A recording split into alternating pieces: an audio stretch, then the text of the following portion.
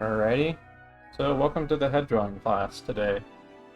Hope you're all cozy this fine holiday season. I've got a few things to go over, but we'll probably get to that after the warm-ups.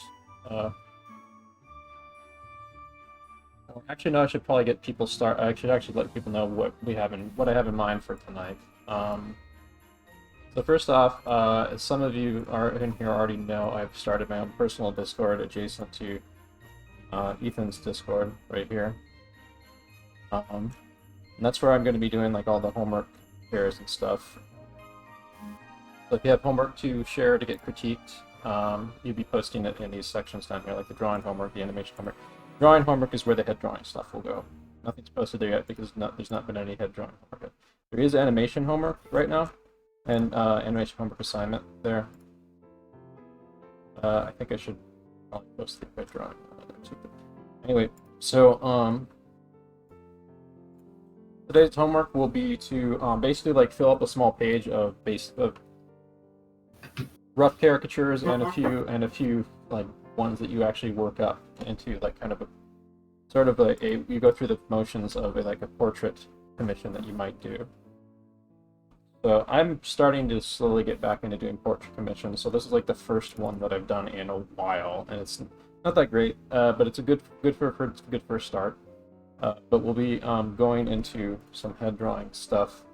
Basically, walk you through like how to like get some efficient head drawing likenesses for your commissions and stuff. There's some head drawing structure drills that I did to kind of show off a little bit more of the structure that goes into the head drawing commissions and stuff that I do.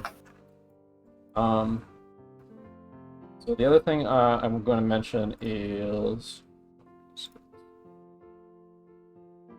over here. The other thing is that there is an app called Magma, which is kind of like a draw pile or Agio, which is like a collaborative drawing app. Here it is. We were messing on this last night. Either last night or yeah, it was either last night or Friday. I don't remember.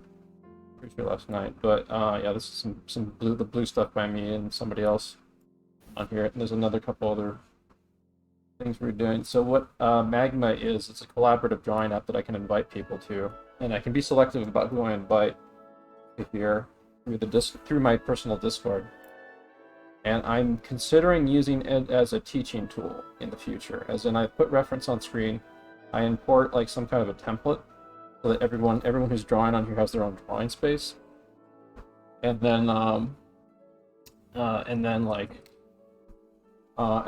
we all draw together from the reference, and then I can go around like the virtual classroom basically and like draw over people's drawings and stuff. So this is the free version that only goes up to like 1080p resolution, but like the paid $10 a month version goes to like 4K. I want to try this out in the free version today with about 2 or 3 other people. We'll do that maybe about like hour 2-ish. We'll try it for at least one session. I just want to test drive it and see how it works on stream. If it doesn't work out this time, I'll kibosh it early, and then I'll like test drive the logistics with some other people later. But I kind of want to like do that because it'd be really fun to like see people drawing like their take on a caricature of a face in real time. So you might notice on here I've drawn a couple people at Disneyland. Now my background is actually working at Disneyland California, and I was thinking about like my muscle memory of when I was at the park, and I would get done like drawing theme park characters at Disneyland. Like I don't think there's any images of ones I've done online, but here, let me see, Disneyland characters. But there are going to be a few online. Yeah, these are the kinds of things that I would do during like summer gigs in college and stuff. Yeah. Like a lot of them were like watercolor portrait commissions and stuff. Basically, in New Orleans Square or California Adventureland, I worked in both parks. But one of the perks of working that gig is that I could re-enter the park immediately after work and just like go to the park and just hang out at Disneyland in the evening. And then like I don't have to buy the expensive in-park food. I can just go around outside the back again and then go back inside to the because you can't go back into the park once you're once you're out of costume through there. So you have to go back around out, but you can eat like at the reasonably priced like cafeterias that they have for employees that are dotted around the park, behind backstage and stuff. I was thinking about like I was thinking about like my emotional memory of like the dads that were usually with like dads that were usually with their kids at the park. This one's a more skinny dad, but they were like dads with usually like bellies. Most dads tended to have shorts. They tended to have a backpack, and often they were carrying a shopping bag or something that was just bought, like a souvenir or something. Kids, like as an example, kid there, like with a kids often would have backpacks, small backpacks too, and they're often like looking at stuff with the adult kind of supervising them and so on. But yeah. So, that said, we're going to try that out late. We're going to try out Magna later, but what I'm going to direct your attention to is the main subject of tonight's caricaturing lesson, which is this jolly old elf, and also some other Christmas collaborators. Namely, I'm going to be pulling up a lot of classic Christmas art for us to do basically study from, but also kind of like caricature a bit. I'll also be grabbing some photographs, so we'll be getting a mix of like drawing from like classic Santa and Christmas illustrations like Norman Rockwell and J.C. Leyendecker. Those are the two main ones. But yeah, like I will also be getting like a bunch of like just regular people too. But Santa Claus to get in the spirit of the holidays would be really fun to do, and there's also, of course, plenty of other like seasonally themed characters throughout the holidays, various Grinches and Scrooges and whatnot. There's an astronaut Santa for some reason. This is the Study for Space Age Santa by Norman Rockwell. Huh? How about that? I'm gonna say that. Maybe I can make that into a stream mascot. Space Age Santa. Let's try that. Space Age Santa Norman Rockwell. Space Age Santa. There we go. So this was like a little kind of like, I think it was like a card that he made for loved ones or something. But there's a bunch of like products that people have made based on it. Interesting. Space Santa by Norman Rockwell. It's crazy. Or I guess that was made on a cover of Family Circle magazine or something. Huh. Well, that's cool. Didn't know about that. It was a nice little find. I kind of like the study a little better because it's just got an open mouth thing going on there.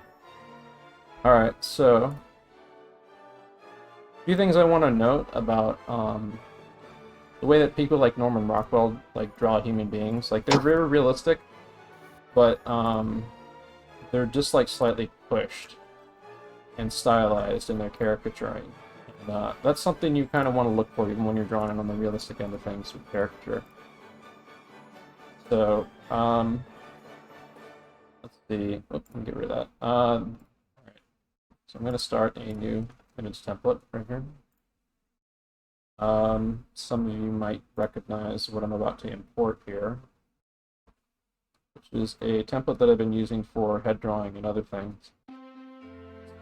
It's the version of the template that I wanted to use tonight. This is it. Yeah, there we go. This one has more space in it for what I want to do with this. It's a larger file, though. Maybe like Save as.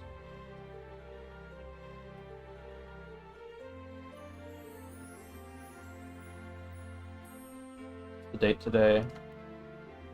The 7th day of Christmas. Pop quiz, what was the thing on the 7th day of Christmas in that song? I don't know. I don't have it memorized. But anyway, I'm gonna export this template to the Discord chat. So you should have plenty of room on using this template to fill it up with a bunch of heads. And your goal this week is going to be to fill this up with head portraits. Let's see here.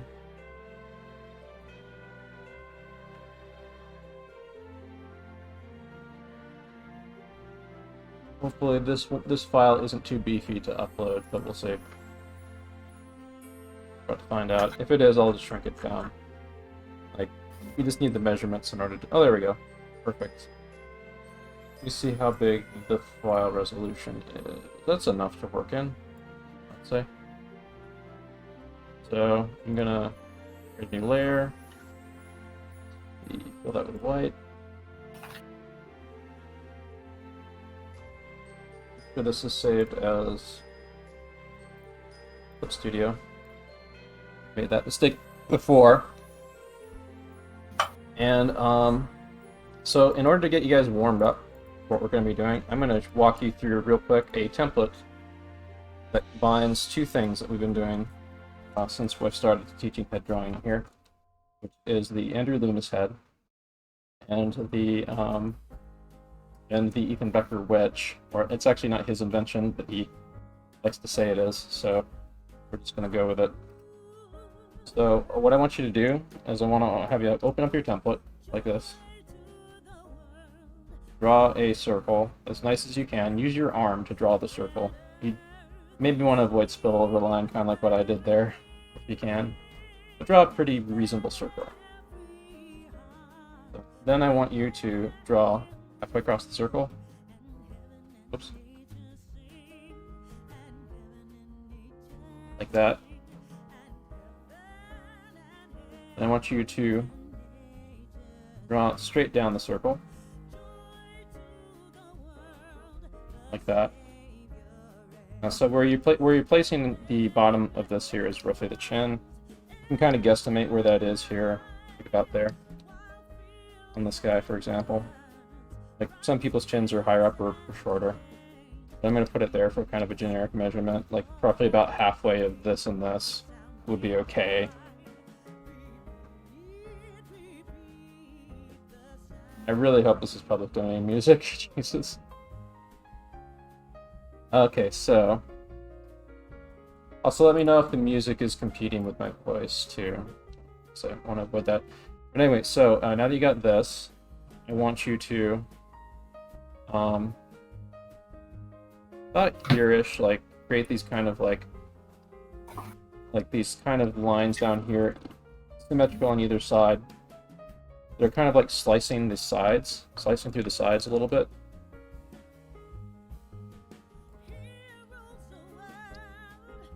Where do you upload the templates? I upload them to the Ethan Becker Discord, where I'm streaming this class right now in conjunction with Twitch. I'll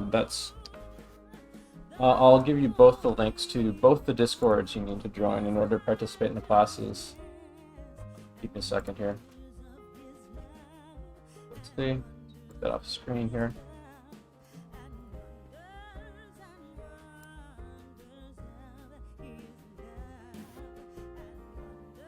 So here's the link to the Ethan Becker Discord right here.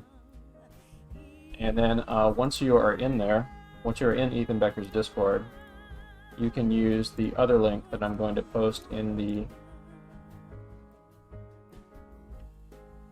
classroom chat section right here, which is for my personal Discord, this is Ethan Becker's Discord. That's my personal Discord.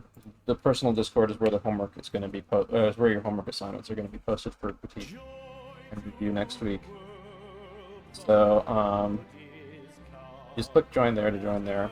And I'm also going to link that in the Twitch chat, so don't fret. So you also got that link too now.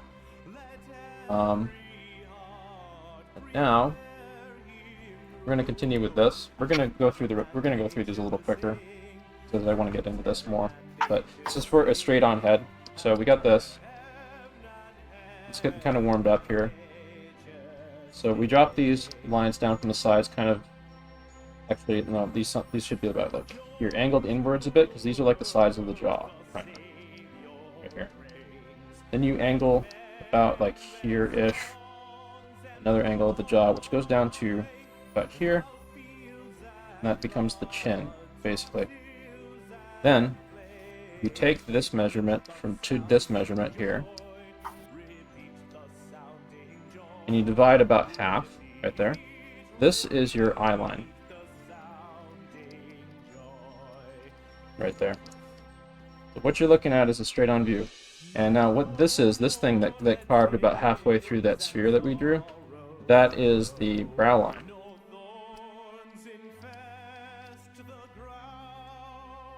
And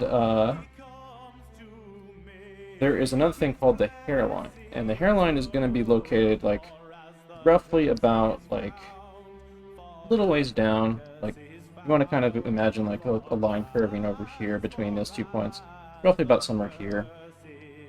You can guesstimate that it's about there. But that's where the hairline is, right there. And then of course there's the top of the head right there.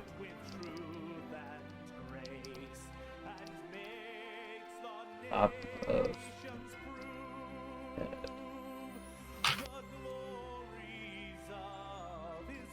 So from here. You can think of these sides that we kind of like did that stuff on as kind of being sort of almost chopped off a little bit. Like the sides of the head are going to be like a little something like this. The sides of a skull. The top of the head is going to be a little something like this. So then you got this top plane of the head that's rolling forward and it's changing direction about where the hairline is.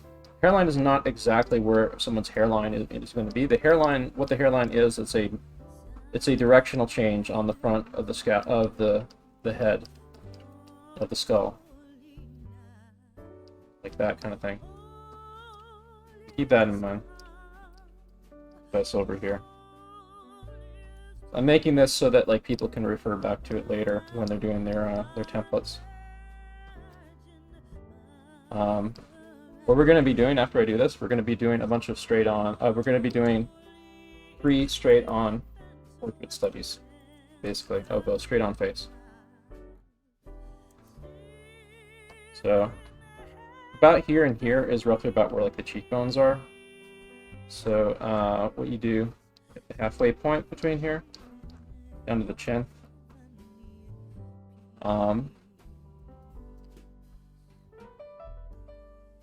And now you're going to be using this thing called that Ethan Becker calls the Ethan Becker wedge, which is not his invention, but basically like it. You use the eye line kind of like here, and then you create like a bottom wedge, like this, that drops down roughly about where the nose, the sides of the nose are going to be, like somewhere around there.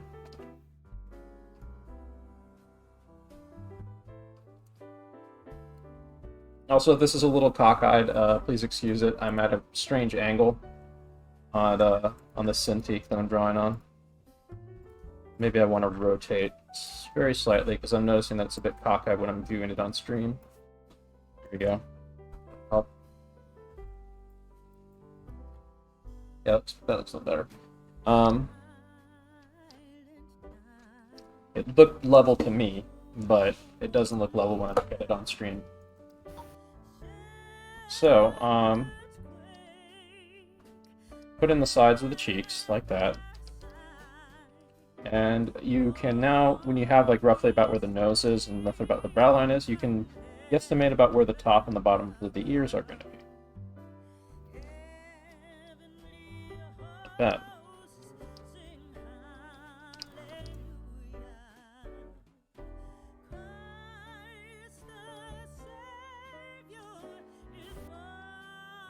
Oh, and a step that I missed was, so you're going to create the kind of brow arch using a top part of this wedge that goes across like around here. It usually kind of dips in the middle here for like middle part of the brow. And it changes direction like here, here, at the corners of the head, which are actually like part of this that's like rolling forward from the side plane of the head. Like that.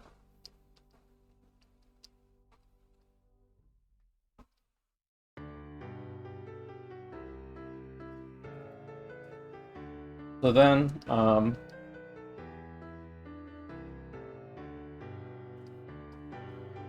maybe like a little temple here. So then, take the distance between the bottom of the nose and the bottom of the chin. Divide that up into thirds.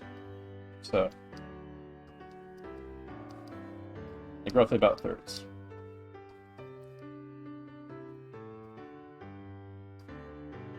What you're going to do, that wedge that you made, by the way, if you look at it from side view, that wedge is kind of like a Kermit the Frog Muppet mouth. Something. Like it's changing direction, like here. It's going in and out. That really bizarre Kermit right there. But yeah. You can use the same principle for lips. The top of the lips about here. And then like the top of the chin right there, I think is roughly about where it should be. That's my guesstimate. I might be wrong about the placement of the features here, and feel free to stab me for it later, but I think that's where about they're supposed to go. They feel right there to me, so let's go with it. And then, so what you do then is you take this side of like roughly about like the brow, or the side plane of the eye, the side plane of the head and the eyes, and you divide that up into thirds. So you got something like this.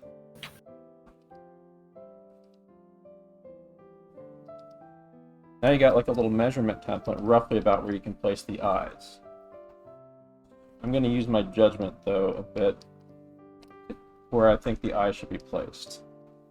And what I'm going to do is I'm going to use the wedge again at the bottom of the eye and the top of the eye. The way I shape that is top of the eye goes like about like this. Bottom of the eye goes something like this. It's not perfect, but this is like enough. This is service enough to get the job done for a caricature. Like, this is not anatomically perfect eye I'm talking about here. We're just trying to get people in the ballpark so they have a measuring system for doing caricatures right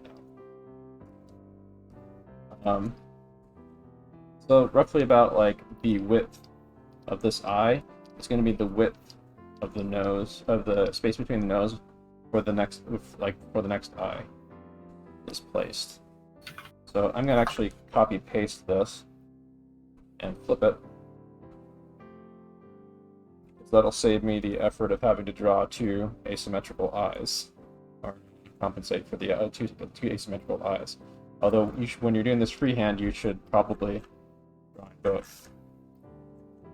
So side planes of the nostril are generally going to be down like around here, like there. The front of the nose is going to be somewhere in there. You can do like a shape like this. If you're looking at it from side view, like the nose is going to be structured a little bit like the Ethan Becker wedge, also, or the Muppet Mouth wedge. But like the nose bulges out a little bit, and then it goes inward, and then there's like an underside down here, kind of. The nostrils are. In addition to that, there is a underside here. So like if you're looking at the brow from the front, I use a black pen here.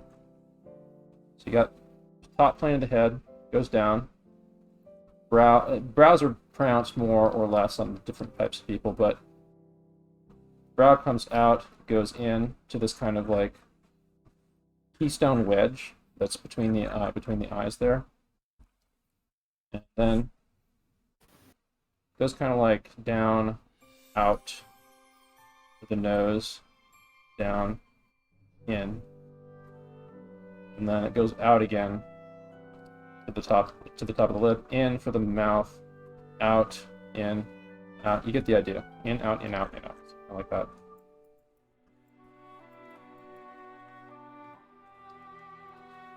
So that's what we got basically for the head. There's additional things we can add to this too. Like if you want to add like some more definition to the eye socket, you can kind of play off the rhythms that are here a little bit.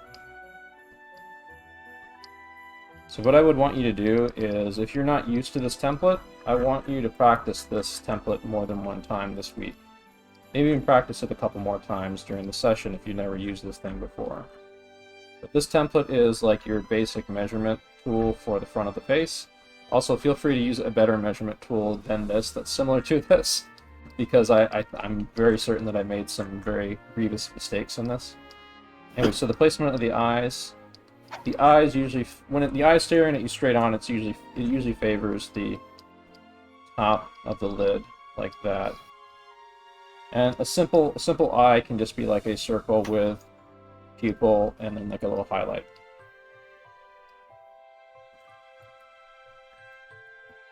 Like that. Then you can include like the structure of the sides of the nose a little bit, the nose ridge that's coming forward. There's going to be like a little more you can add in here for like indicating where the nostrils are. And then using the tops of the ears, you can kind of play a rhythm off here, or like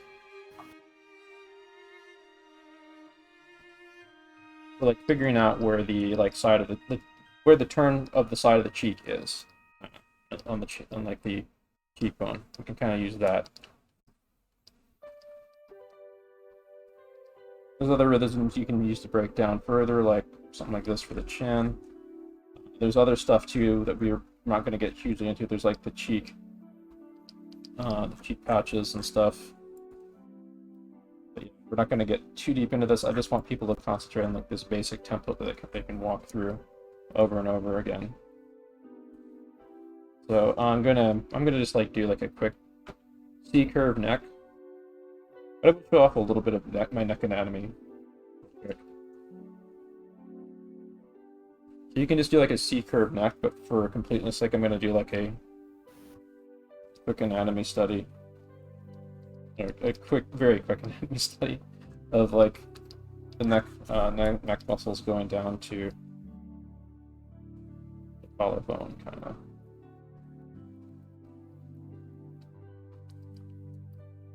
Not really too much of a study, gonna be honest. Alright, so we got that basic head template. Now what I want you to do is I'm going to bring up some reference images of straight-on faces, or close to straight-on faces, and I want you to use them as I want you to go through them drawing this template on top of them, and I'm going to be doing a demonstration of both of these things. Trying to interpret it using this template. So let's see here.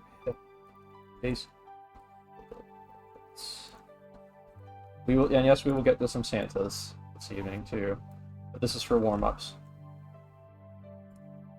So here's a particularly good photo reference image that I'm going to share in the Discord chat. That one's coming to you now.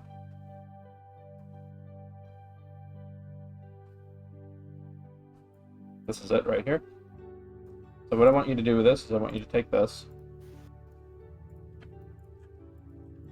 and I want you to paste it in your drawing app of choice. So give yourself plenty of space. Put it in there.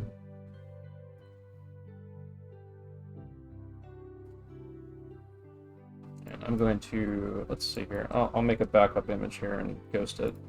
And then I'll chop off the bottom of this to crop it. I just want the head anyway.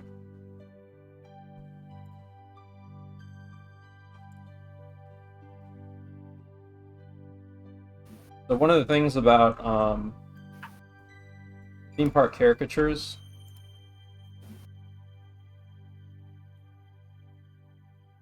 let's take a look at the Disneyland ones as an example. These are like done really quickly. Some people have like better art skill at being able to actually convey like realistic faces and stuff when doing these. Like, well, not realistic faces, but I mean better structured faces when doing these. But a lot of these are really like quick and abbreviated, like quick sketch drawings because they have to do them quickly. So they're not like the best head construction, wise. But there are occasionally like artists like this one in particular that are really fucking amazing. Let's see, Joe. There's occasionally like masters of the art of caricaturing, like Joe Bloom, for example, that can really warp faces and have them feeling structural. Like he even incorporates like abbreviated shortcutting to like create impressions of light and shadow and stuff, and it's really fucking amazing. I think the music might be a little loud.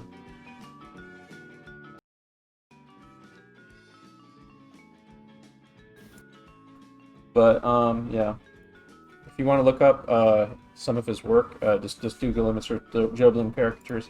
He's also got sellable caricature books and art books that he's done. That's a self-portrait, by the way, of himself. But yeah, he's a really freaking amazing artist. He actually works in the animation industry now, too, and he's a freaking rad artist. It's some of the animation work he did, I think. Yeah.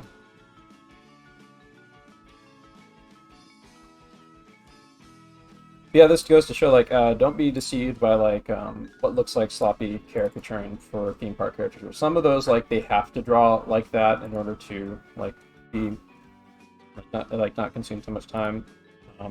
But people like Joe Bloom are the people that I really looked up to when I was working at that. And this shows, like, a range of just how far you can push stuff and go crazy.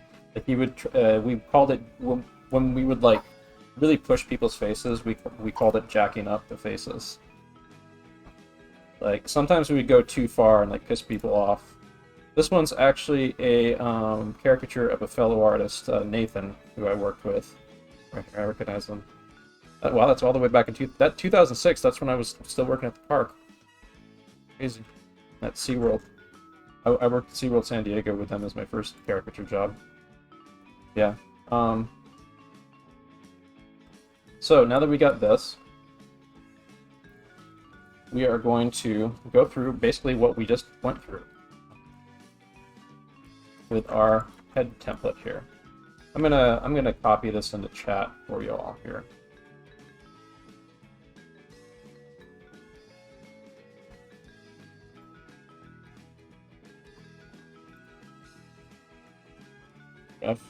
Great. I'm going to mainly concentrate on these to start, but I'm going to show you how to do profile and three-quarter view also tonight.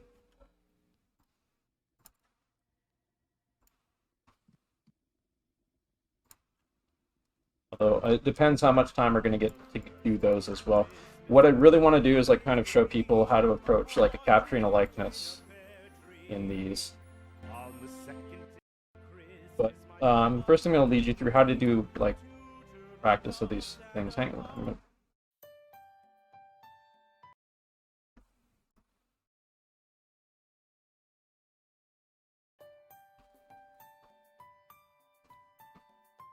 I'm just seeing if I can adjust the volume of the Christmas music there, so it's a little less distracting to me, while still maintaining optimal jolly. So we got the template there. You guys can use. You notice that's pretty close to what he looks like too, by coincidence. But yeah, okay. So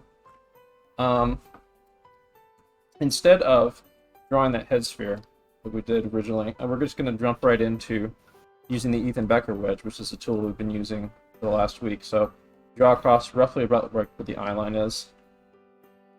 Let me actually use a cleaner line here. draw roughly across where the eye line is. And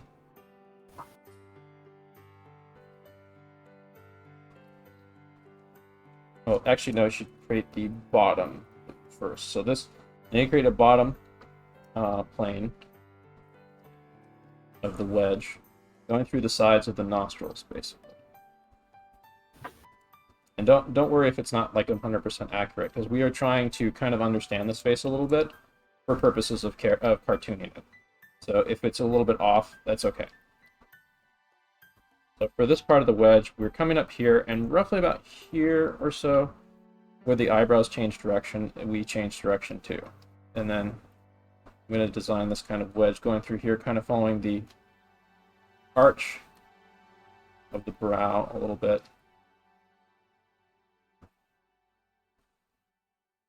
And I've got like a center line that I bring down here through the face. But then I use the same shape down here to kind of break up the lips. And include that though. The lips. Could just do that, but I'd rather do that for this. Same thing here. Like pretend that you're creating another wedge for the protruding lips of the top plane of the lip right here before it changes direction and goes down. That. So it's like this kind of shelf of the lip sticking out there. Then you can include a little note there of basically another plane change of sticking out of the chin. Like, it's not really easy to see that it's happening, but it's there on this guy's face. And we're using this to kind of study how the face works. I'm going to involve the chin, and then his chin is going to be changing direction again down on this plane, just slightly. But you don't have to note that if you don't want. Then the nose. Get the underside of the nose. But this one is coming towards us, and the underside of the nose is angling up towards us that way.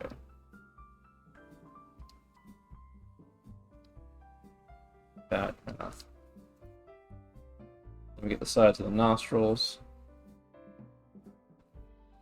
And this overall shape for the nose there. Now we can use the wedge again on the eyes. A little bit more of a specialized eye shape. You can kind of more or less kind of trace the general outline of his eyes, but I would use simplified shape like that, that, that, and then like that, that, and like you can mind like the like this. You can use like these. You can like use these little kind of markers here. Okay, let me explain. Roughly about like here and here in relation to each other is where those two directional changes occur in relation to each other and how the eye is structured. So here, I'm going to do the eye in blue here, the eye circle in blue here.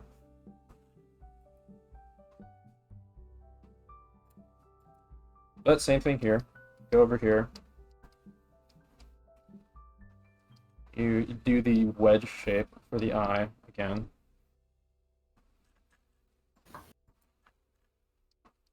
Side planes of the nostrils. Let's make those stronger shapes right here for the plane of the nose, and so on. Mind you, this is a study that we were doing. We were doing this so that people can kind of get warmed up and wrap their heads around using like seeing this. Like, I want you to, when you look at a face, project something like this onto that face, because then you can distort it and caricature it. And we're going to be playing with that after this draw over is done. There we go. We got these directional changes here for chin up there. We got the side planes of the head. Now, if you want to find out if you want to kind of guesstimate where the top plane of the head is, measure from the eye line the bottom of the chin, and then like measure same distance up to the top of the head, like down here. Roughly about the top of his head is going to be roughly about here. It's probably not there. Probably maybe a little further down, because it's always going to be imperfect on people. But we can use this as a like rough kind of measuring device to sort of help with our guesstimates. And then if we figure out that we're off, we can always adjust later.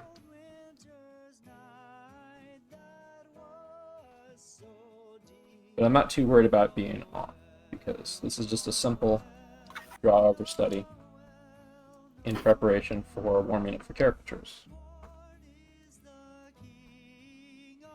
You got his hairline there. Like his literal hairline would probably be like his literal hairline is here, but his actual like directional change of the skull hairline is somewhere around here. And then of course you got the ears. The ears are essentially like a couple of planes. Like here. You got like the side plane here. That's on top of another kind of side plane. You can think of them that way. There's actually more structure to the ear than that, but you can think of it that way. And that makes it a little bit easier to wrap your head around what's actually happening with the ears turning away from you. So I'll just kind of throw those in there just for fun. Throw the earlobe in there. Don't really care about getting the ears too anatomically accurate or whatever. That's the fun of doing theme park caricature. You don't have to have perfect anatomy. You just have to have like a good sense of shape and fun, and be able to capture plausible likeness. Of course, I'm not really going to be teaching I'm going to be teaching some aspects of theme park caricature, but theme park caricature is very specialized, and it's supposed to be very flattering for the guests. I want to just get people like on their feet with understanding how to break down faces for like portrait commissions of their own, in their own styles, in their own approaches, and so on, as they start to develop their skills in head drawing. You might be able to use what I'm doing here tonight as doing the Adam's apple in there for fun. Make it like a little triangle wedge shape there, pyramid that's coming off his chin, for the heck of it.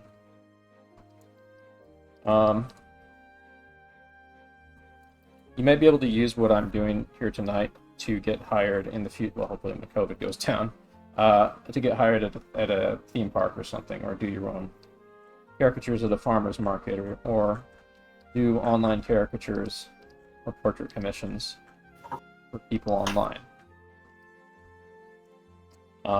Yeah, so now that we got this, I'm going to throw a little bit of a study of his hair in here. Now, we're going to touch a little bit on hair, but one of the things you can observe immediately about hair is it always has like an origin point, usually like from a parting line in the hair. So this guy appears to have a part that's going over this way here, and that's where the hair is originating from. It's like kind of wrapped over the top of his head. But you can see like the direction that his hair strands are going kind of indicates that.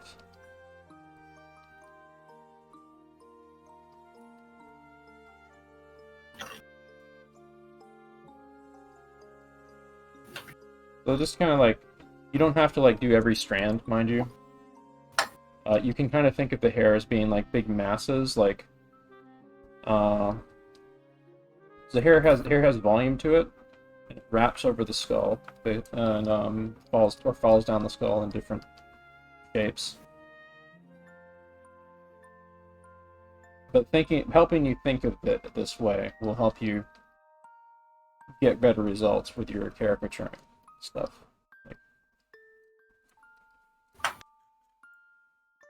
Okay, so now that we've done this like kind of draw over study of this guy's head, and feel free to take more time with doing yours if you need to.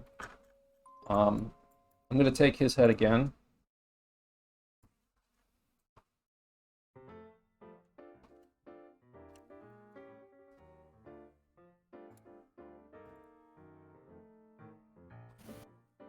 Duplicate his head, actually. Duplicate his head. I'm going to bring it down over here to the margins here, so I have it as a reference for myself.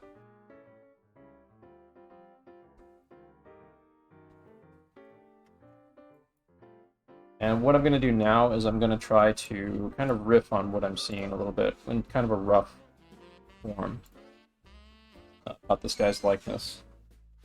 But I'm going to kind of try to, like, I'm going to draw very lightly and sort of just play with his face a bit. This guy's a very handsome dude. He's got very distinct cheekbones.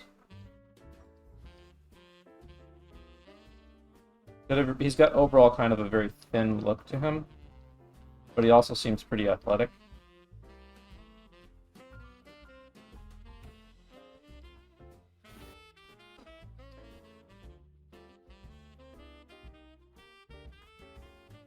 Very youthful, very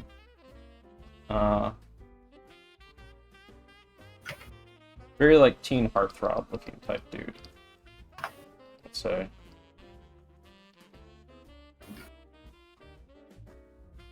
One thing I will say that is that, like, very beautiful people are sometimes difficult to caricature because there's not as much to grab onto. Like, their faces kind of tend to look a little generic.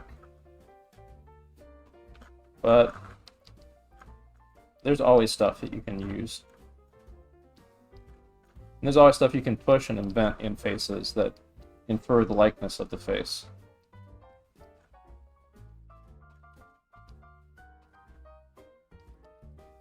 Right now I'm just kind of riffing. I'm just like looking at the face, zooming in and out, checking it and stuff.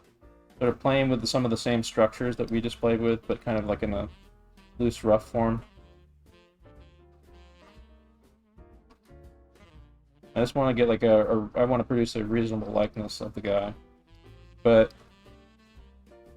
this is going to be a study, and it's kind of like a warm-up for like how much more I'm going to push his likeness or his caricature. That's what we're going to do down below. What we're going to do after you do a study like a freehand study like this, down below here, we're going to take that, and also of course like this for reference, and we're going to try to push this and see how far we can push it before it breaks. So this first one, I'm trying to keep it like mostly somewhat in the ballpark of likeness, if I can help it. I'm gonna look for areas where the likeness is kind of getting lost and adjust the face, and that means I'm looking for like how big is this feature versus this feature. I've chosen, like, for example, to emphasize the hair up here a little bit. I'm chosen to emphasize his forehead a little bit more. His eyes are pretty small, so I'm going to probably de-emphasize them a little bit more. His nose isn't that wide, but it does widen out here. His lips can probably be shrunk, and his cheekbones can probably be played up more. I would say that his eyes could probably ride higher too. His face, right here. And I make his neck thinner, but I want to retain that like kind of athleticism that he has. You know, include a little bit of the muscle, kind of.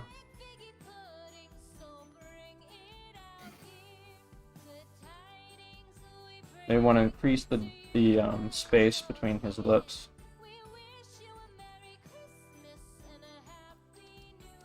And his bottom of his nose there. And now let's see if I can get a kind of a general shape of his eyes. I'm gonna bring up some reference on screen here so I can look at it.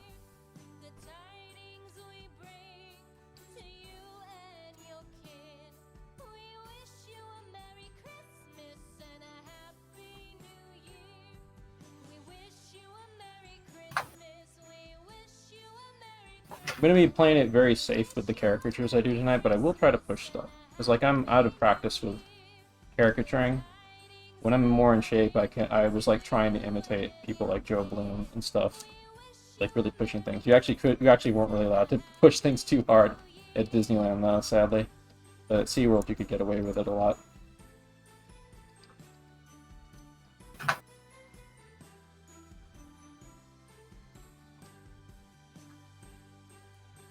So this guy's got Asian features, so that means that there will be a distinct typing to his eye shape. versus a Caucasian face.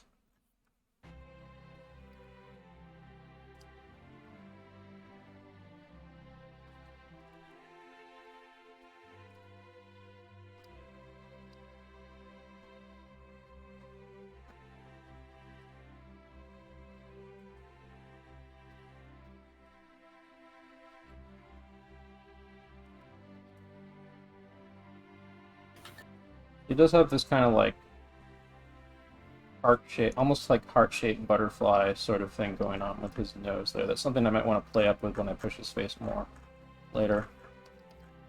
This is just kind of like a rough sketch right here. So I'm going to drop this down a bit, add some more to the top of the pear here. So one thing that will help you kind of nail a likeness is if you can get the hair shape and the general face shape right, like the exterior of it. If the exterior kind of feels like in the ballpark of the right kind of likeness, the stuff you do with the interior features usually kind of feels like it falls into place. So if like the overall thing is kind of working, then if the overall like big picture is kind of working, then the little stuff will even if the little stuff is off a bit, it'll still fall into place a little bit easier.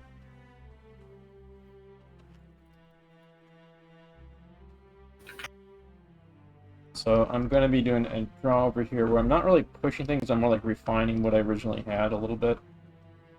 So this isn't like a pushing thing. I'm going to be, in the next one I'm going to be trying to push it to try to jack up the face a little bit. I'm still probably going to play it a little safe.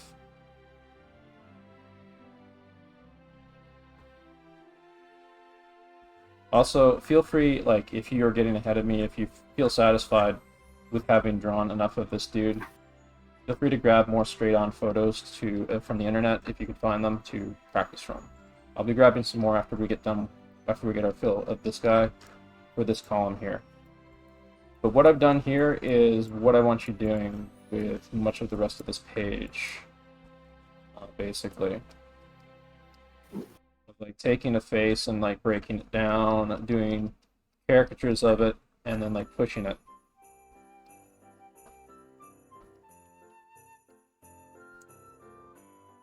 This is basically like likeness drills, or like you can use a technique like this to drill whatever method you're going to be using for accomplishing your commissions. Like if you have a specific workflow you're trying to iron out for doing your commissions, you can do a like line up like this. Neutral faces only should reference faces and expressions. You can reference faces and expressions. That's going to come up an awful lot, especially if you're like working in theme park caricature, because people will often be like smiling, and you're supposed to get them to smile and stuff.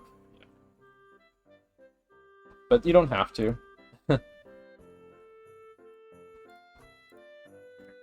This is like a really great example of just how far jacking up can go. Like it still kind of looks like the person, but it's like this is like taken to a ridiculous extreme. Like these can get really crazy.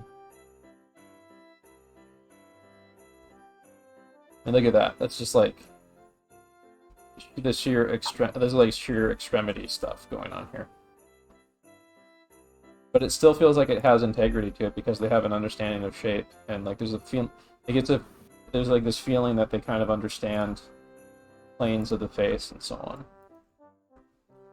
Like these guys are no slouches. Like if they are doing they were like attending like life drawing classes at Watts Atelier and other places while they were working in theme park caricature and getting like tons of other practice too. Like really freaking awesome artists that I work with. And I'm eternally grateful for my time that I spent at old San Diego and Disneyland, California, working with them.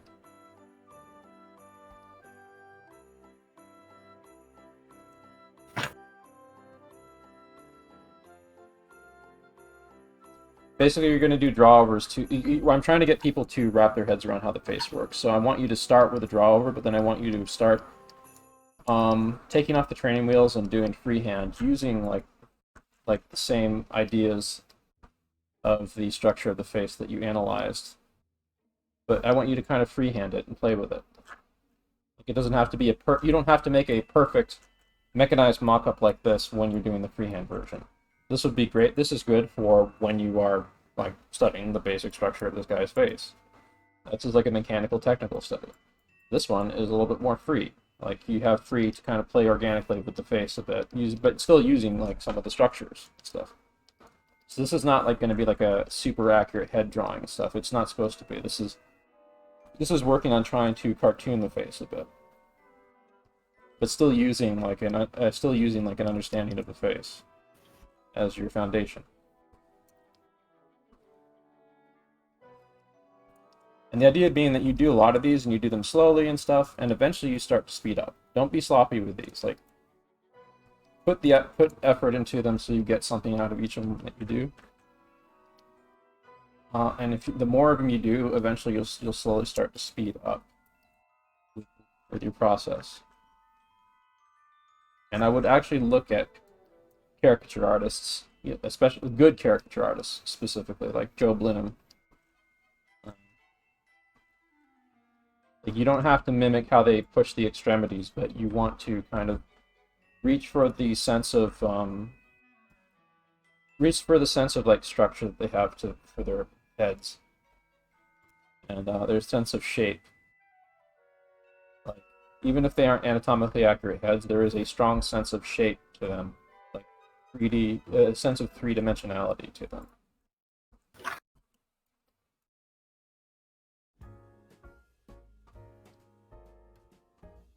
And that's something you kind of need to practice over time to have sink in.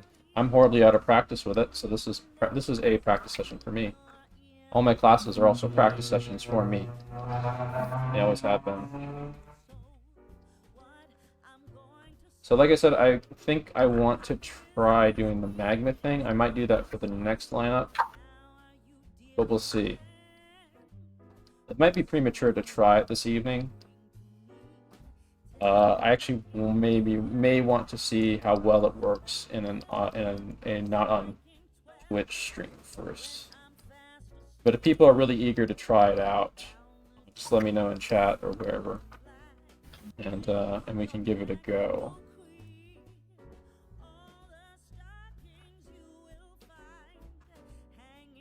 Drawing on the canvas seems really fun, but it would suck to kind of like, kill the momentum of what we're doing right now.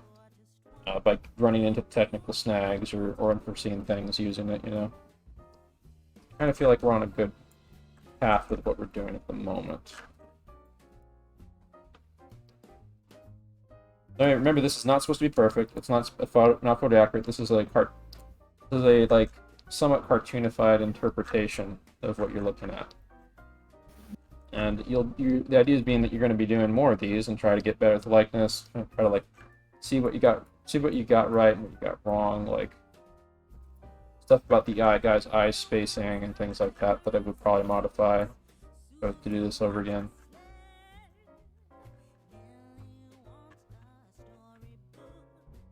So now that I got that, I'm going to, let's see here, I'm going to grab this, duplicate that, grab that down there for reference.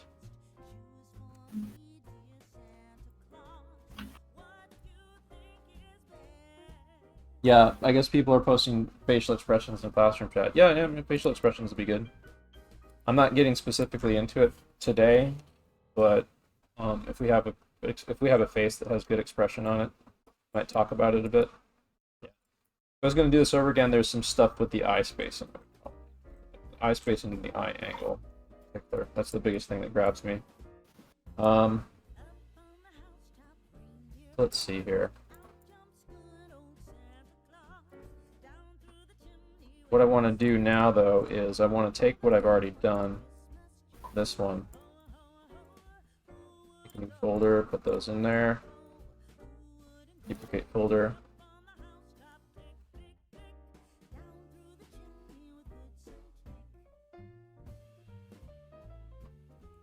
put that down there.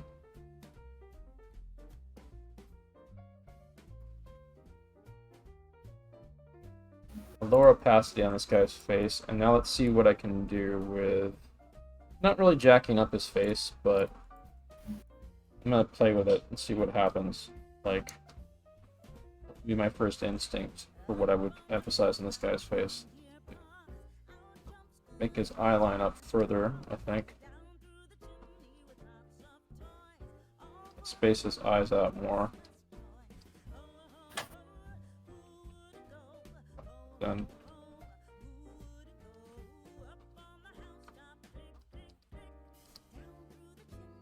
nose is about there. Really emphasize his cheekbones.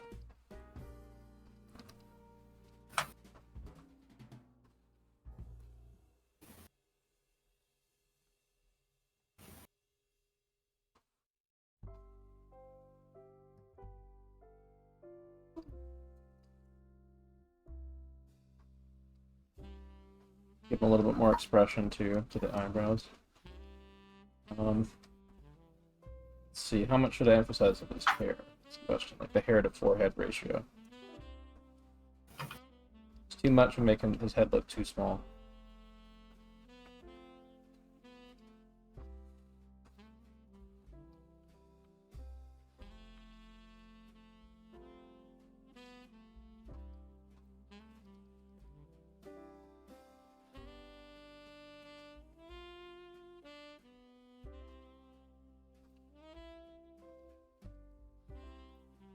Anything special I should do with his ears, though?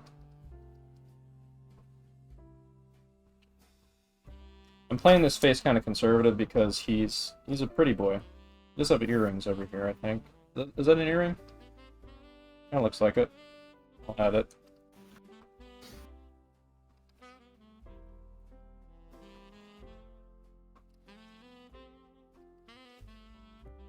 Very pretty boy. So pretty boys are very hard to kind of caricature, but they're fantastic for orienting yourself in facial structure. Which is why I grabbed him, because he's a good transition from that initial thing we did with the facial structure model. Very similar there.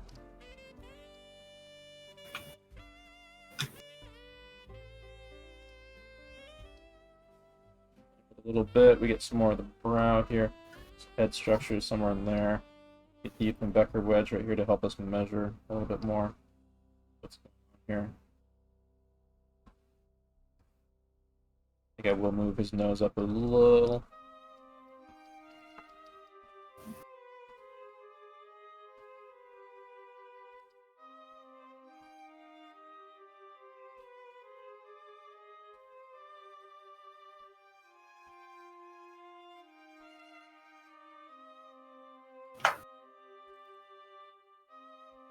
I think it actually looks closer to him, even though it's like cartoon now, because I have had more time to kind of think about what makes his face unique as a caricature versus the kind of structural drawing I was doing.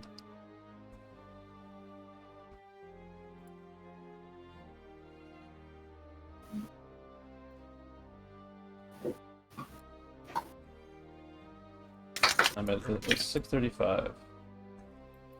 So let's see if there's another pass I can do on this guy. Maybe pushing him some more.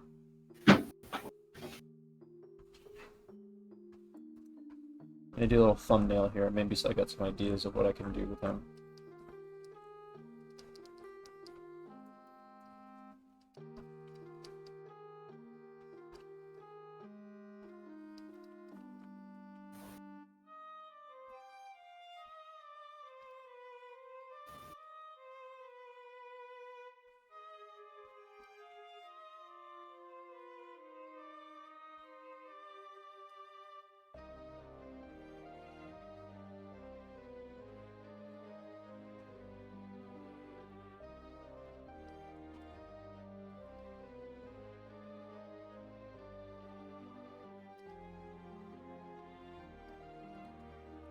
One possibility, the long neck one.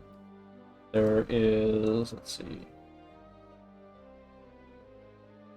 I one where I really like push his cheekbones to crazy degree.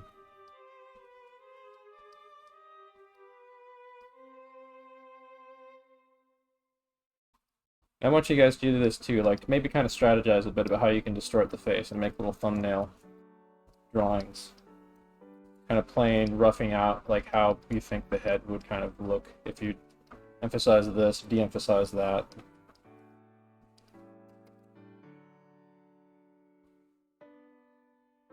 Like because he's a pretty boy, maybe funny to play up those kissable lips and the cheekbones. And then just kind of like do this sort of curved neck in here, like he's going, oh, the baby.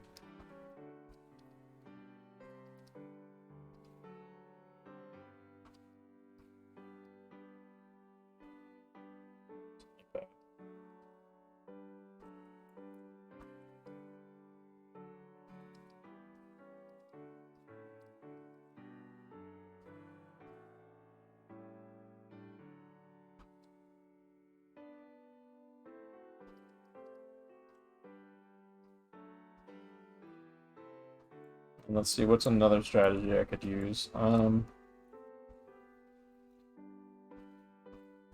Chicken neck, that. I'm gonna take a look at some of the jacked up stuff and see what I could riff on, maybe. Oh, I know, I'm emphasizing his ears. He doesn't have big ears, but I mean, you can choose whatever you want to distort someone's face, and still have it look like that. If you like are able to rope it in with some other means. So let's see here, maybe this, and then his ears get blown up. Let's see, what kind of angle would I use on the ears?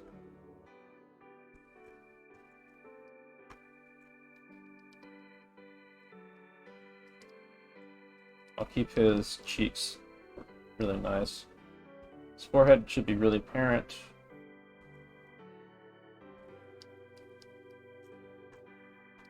Let's see how like far I can take it with these thumbnails.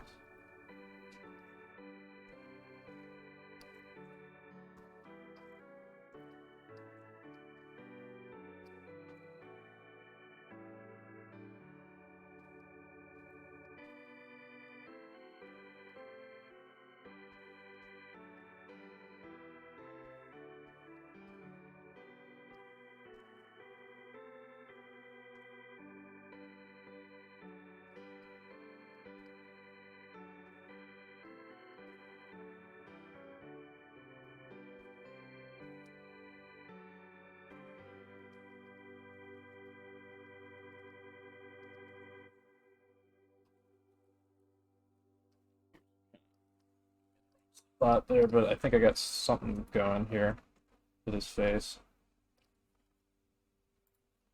Let's try to get something that's kind of implies his actual kind of ear shape a little bit.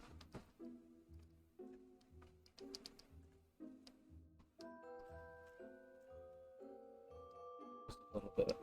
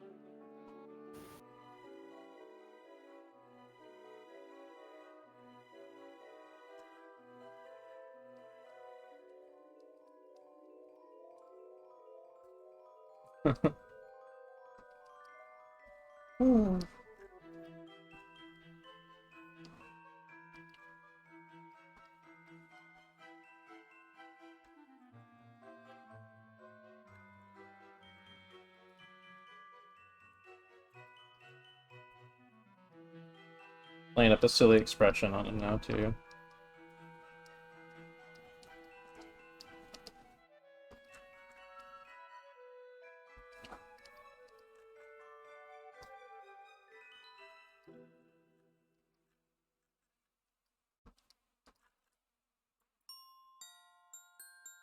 Yeah, that's the one that looks most like a caricature so far, so I can go back through a little bit and kind of touch these up a bit. With some of the ideas that I got from that one.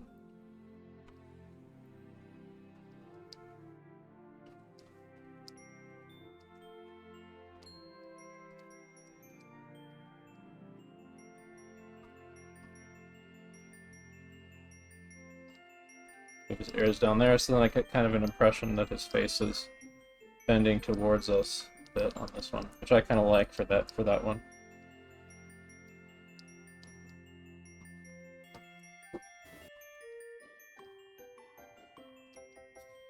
The bend towards the camera is kind of neat. If I can rope in a more of a likeness with him, this one might be the one I wind up going with.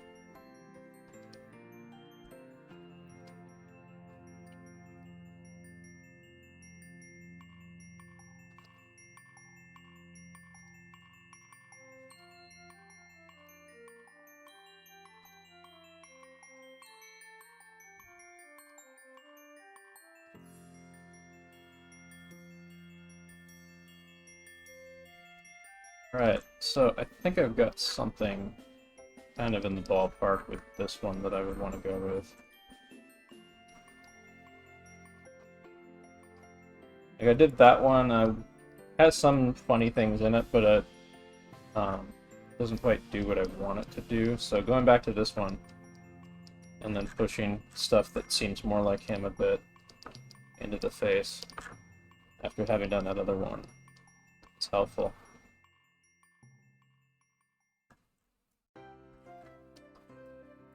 So let's see here.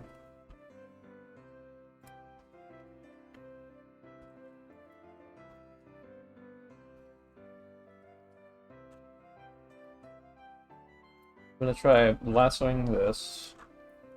Grab, lasso.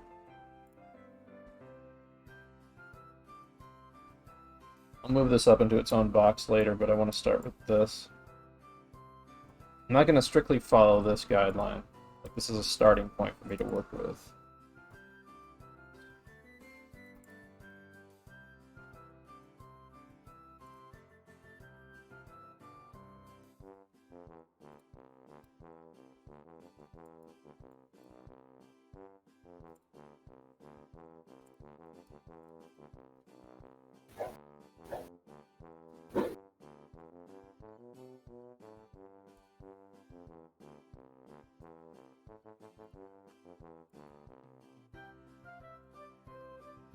Let's see what I can do with it now that it's in this state.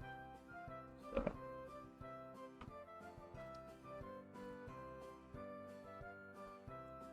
I'm going to work out the structure of it. So you got the Ethan Becker wedge again.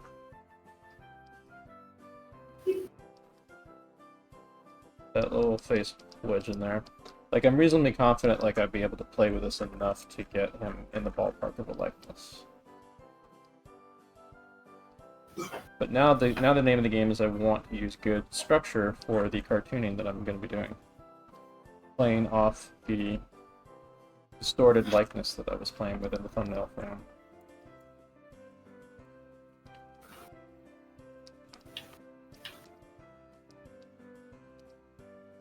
So I emphasized his cheekbones, and then he's got kind of like sides of his chin, like I really pushed that a little bit more.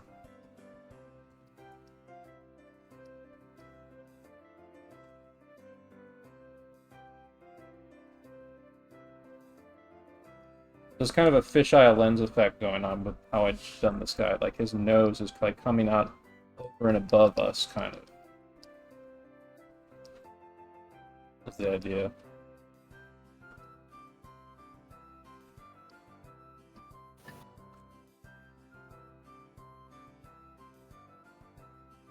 It's gonna be reflected in how I change his eyes a little bit too.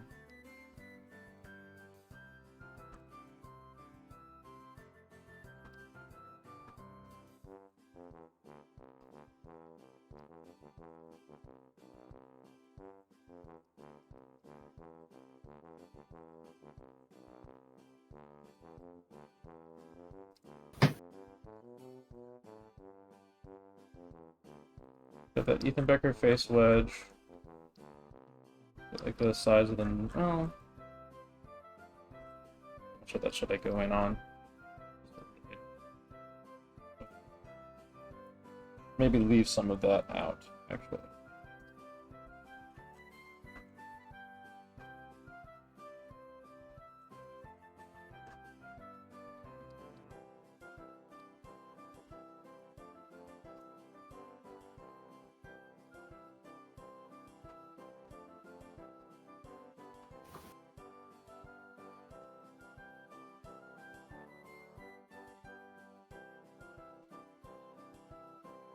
So that's about where his brow is there, and it's going to change direction.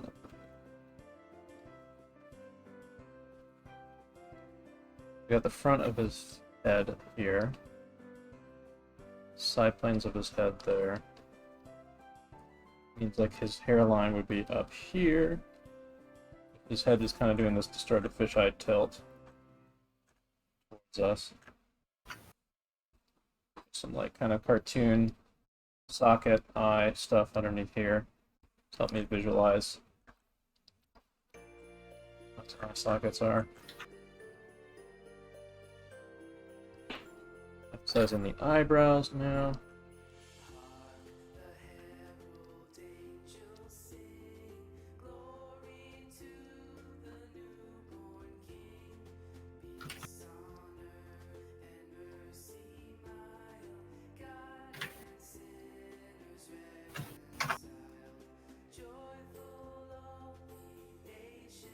Bit of the bottom of the eyes there.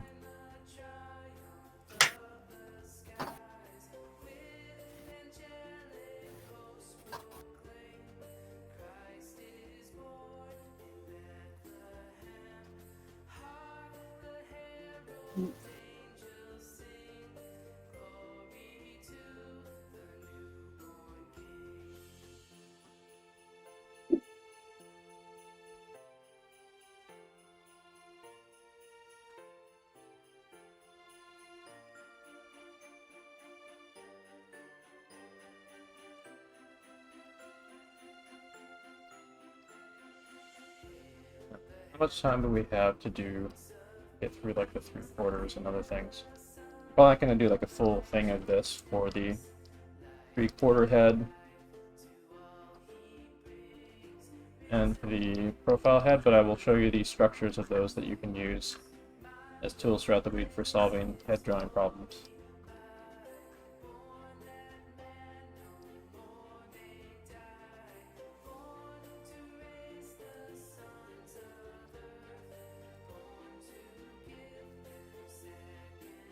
And put a shirt on him.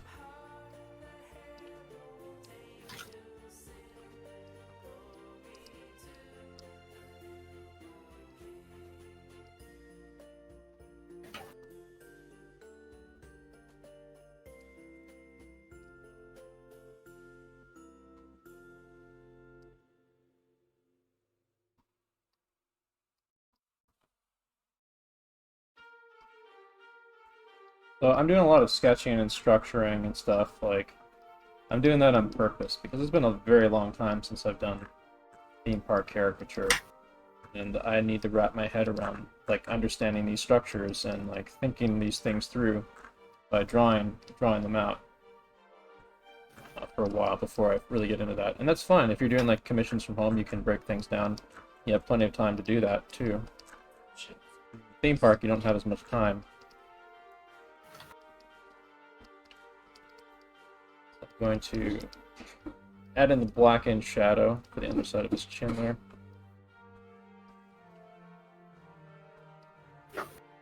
Yeah, it's insane, like how like the really masterful guys who do this constantly, do like these tons, they're able to bang out like amazing fucking sketches in minutes. It's so cool. That's sound advice, by the way, Shadow. Don't go too far on Twitter, you might get canceled. Yeah, I'm not a fan of cancel culture. It's very dumb. You have a pandemic going on, and people are just like making mountains out of molehills on online.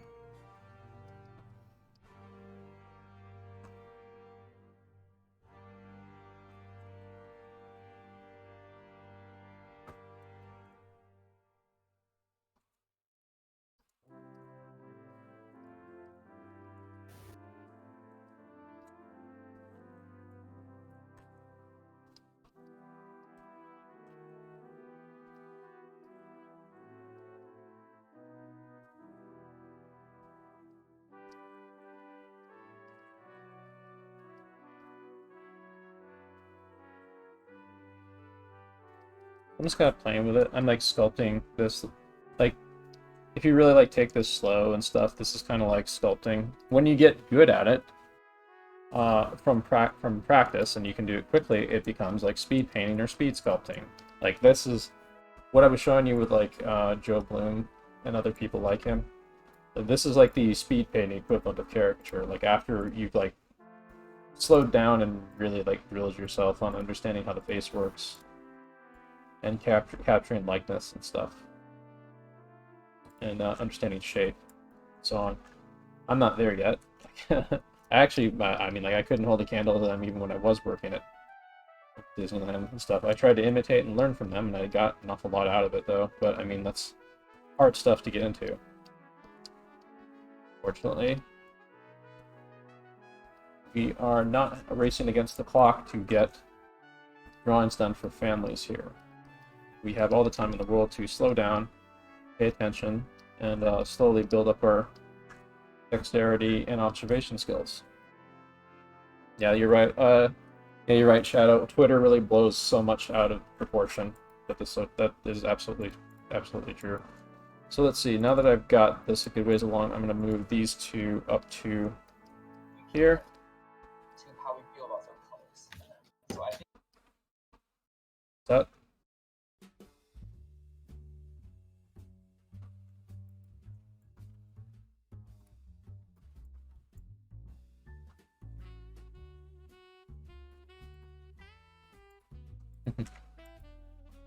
I can check it on a flip.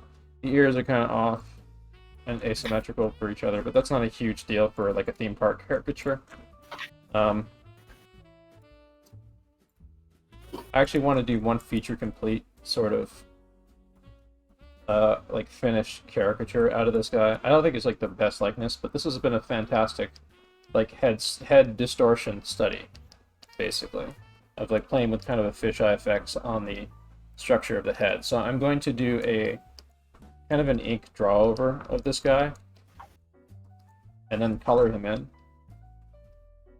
because I want to show like at least one example of like what you can do for your portrait commissions this week. I'll give people a little something, like a little starting point they can use for making like kind of drawing feature complete caricatures. And again, like the more of these you do and the more of these you practice, the faster you'll get at like that and like the cross training you do in just like traditional life drawing and head drawing stuff. We're going to be getting to a little bit more of that this evening. Don't know how much more time I'm going to have to really sit with and push a face like this, but what I do want to do is I want to get us through profile and 3/4 view, a touch on profile and 3/4 view. I want to do some more photo study stuff, and I want to do some studies of existing caricatures from Norman Rockwell and J.C. Leyendecker, like existing like illustration caricaturing that they do with human faces, including some of Santa. I would have done Santa first, but Santa has a big beard that covers up most of his face, so kind of want to do some faces without anything in the way first, don't we?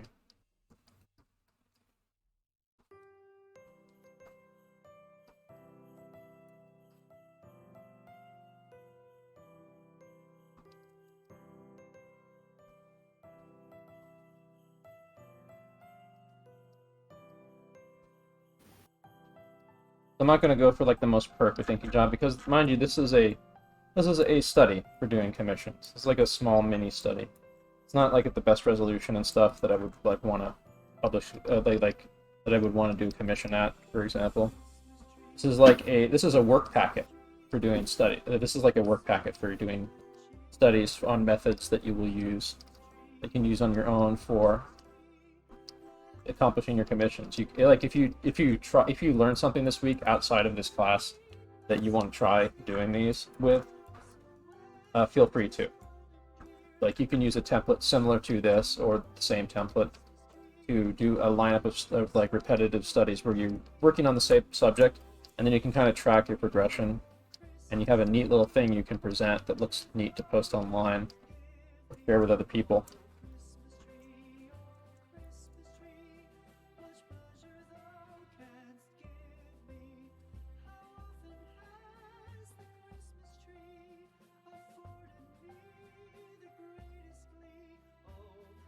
Be doing something a little bit like this next week too.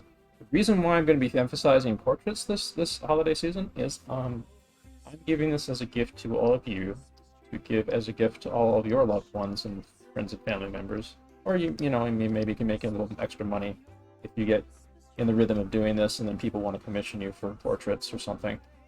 But even if you're not that good at art, your family members are probably going to love it if you do portraits of them.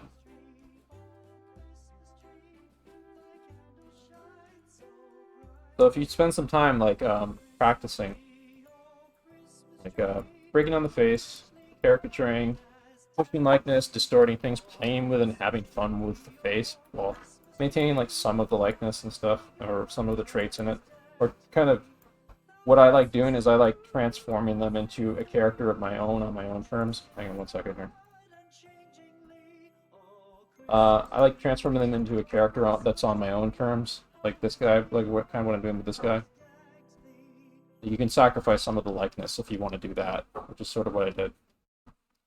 But like if you practice like this a bunch and enjoy yourself doing it, you can make some nice little Christmas card presents, or like little. Maybe get like a cheap photo frame from like Michael's or something, and make like a nice little Christmas portrait gift of yourself or your family members, or you can give grandma a portrait of the whole family or something. I would suggest even trying to do these of live people when you start getting more used to doing these. Like get like a friend or a family member to sit down for you, draw them live.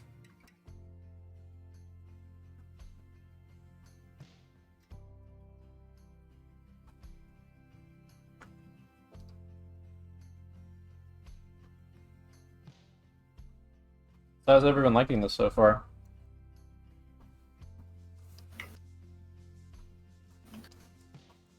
Got anyone in voice chat?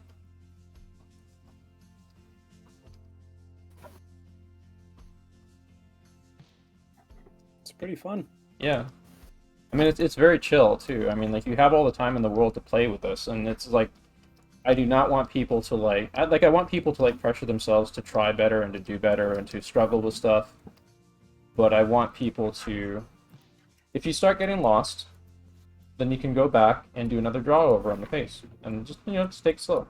You're not looking for perfection. You're looking to just play and improve and stuff, and like try something out. Don't get it right this time.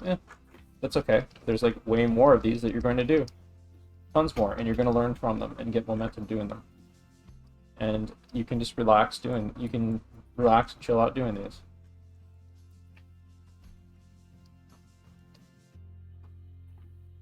And if you get a lot of these under your belt, like a whole lot of them, you'll be surprised at how quickly you'll be able to capture likeness. Let me put it like this, like, you know how fighting game players sometimes practice the game in slow-mo to kind of train their muscle memory? That's sort of what you're doing here. Like, you're going through like a series of very complex decisions and so on, and you're doing it at slow-mo right now. So you can train yourself to, like, you know, if you're going to do a super quick sketch of a like to capture a likeness in the future, you'll be a little bit more adept at it. You'd be really surprised, especially if you start doing cafe sketching, where you are forced to capture likenesses of people as quickly as possible with like a small ballpoint pen and a limited amount of space. Let's see here. I'm gonna duplicate this.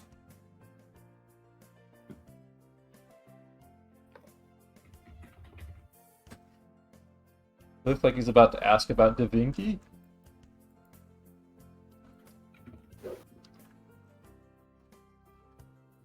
Alright, so let's duplicate this with line art. A good practice to get into, by the way, if you notice, I'm like duplicating the layers that I'm going to be modifying with stuff. I'll have them as backup in case I eliminate something that I want to roll back on. Also, those cartoons I showed at the beginning of the program, those are by Bill Plimpton, who, yeah, this may surprise you, but he used to work theme park caricature once upon a time, and I think he actually worked at I think he actually worked at SeaWorld like I did. I have to double check that though, but he at San Diego Comic-Con, where I met him a couple times, he was always doing like he was also always doing commission caricatures at his table. Really cool though. He's an independent filmmaker who's made quite a bit of money and personal wealth from making just like short films where it's like a crew of him and like 6 other people, basically, at tops. He's made like several feature-length films with just himself and Da Vinci. He's made like several like feature-length films with his bizarre sense of humor and stuff that are really kind of charming and fun to watch. That I do recommend checking out. Bill Plimpton. Not Clinton. Bill Plimpton. That was exactly what I was thinking. Hearing my brain, I'm like, is he saying Bill Clinton? No, Plimpton. But Bill Plimpton did do some really good caricatures of Bill Clinton back in the day too.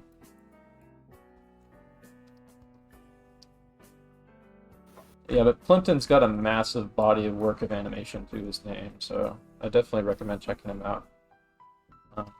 Have quite a bit of fun. He's like in his 70s now, I believe. Wild.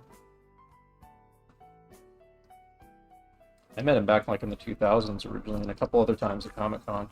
So, he's always a really cool dude, really approachable, really kind-hearted, and really genuinely like enthusiastic about like animators making their own short films and stuff. Hold on, how do you spell his last name? Because Google keeps. I'll type it in chat. Plimpton. I believe that's how it's spelled. Plimpton. Oh, it's a P. Goldfish. Da Vinci. Flint. The Plimpton. So you guys pulled the Da Vinci on me with the Bill Plimpton, didn't you? Admit it. Anyway, this is feeling pretty good. I mean, it's like it's not the best no, it's a likeness. It's not like the strongest likeness because I need more practice and stuff. But like it feels fun. It's a fun drawing. Like I would be with some line touch up, I would be satisfied with selling this as a commission to someone. That was the reference I was using.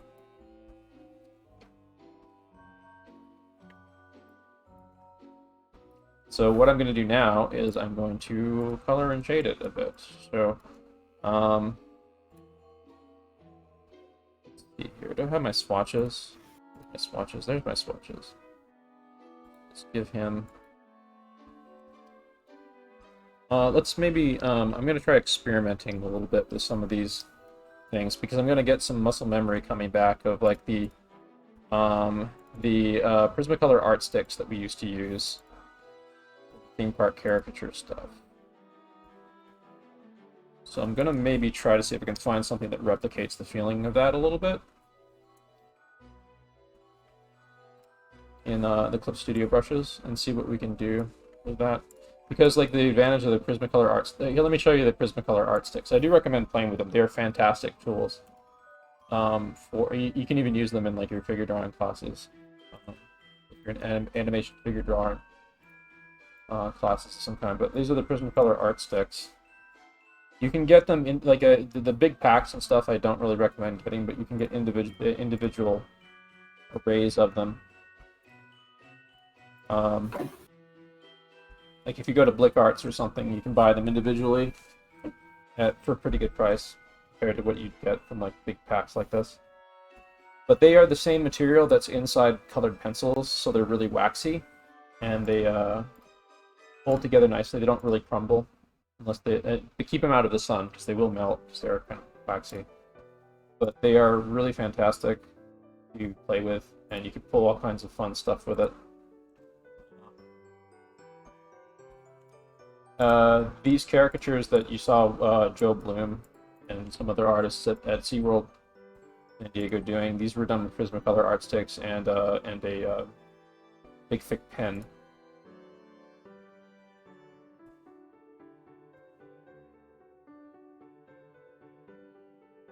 And if you notice, they use like the they do like these quick, like they have to make these swipes quick, and they have to create an impression of like shading and shape and lighting and contrast and stuff really quickly.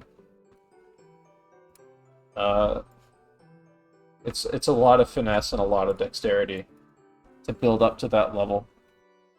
So let me take a look here and let's see if there's anything like a tool like that. Maybe in pastels here. There might be like some like special tools, custom tools that some people have made that might mimic the feel of it, like custom brushes for Clip Studio. Let's see here. Maybe like I want this, like a color like this. No. A crayon. Would crayon be more like a art stick? I don't know. Let's see how the pressure sensitivity is. Tricky.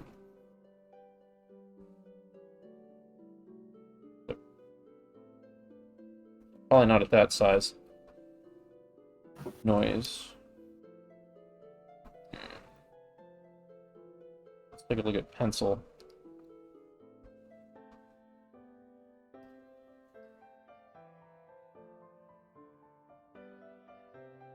A little odd looking, but it's getting a little promising now.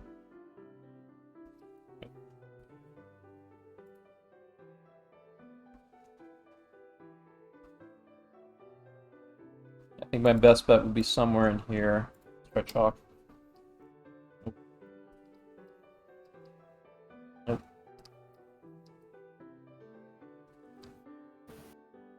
I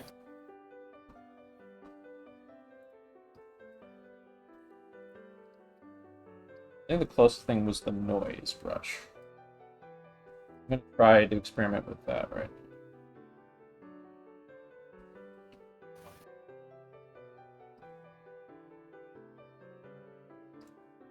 So I'm going to kind of try to like build the shading directly into the drawing a little bit with the coloring I use. See, I want kind of more of a sharp angle here because I'm creating a dividing line between for the light and the dark here. A little bit more sharp there on the side of the cheek.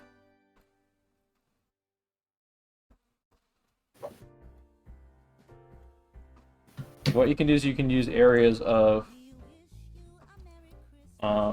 light, of like blank area. You can use blank areas on the canvas to kind of act as your light, basically.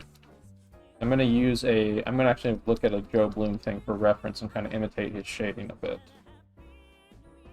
And I haven't done that in years. I used to look at his things for reference to improve my own shading.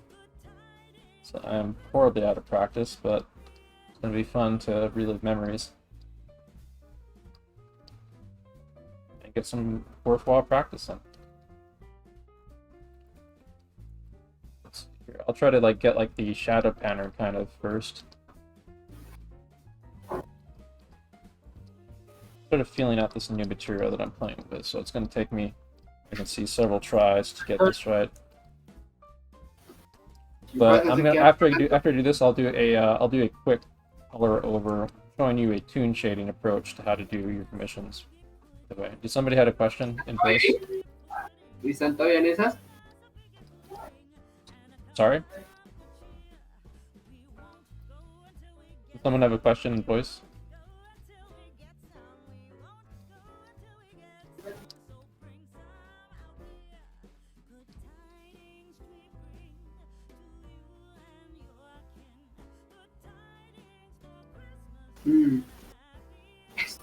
Pero no está grave. Ah.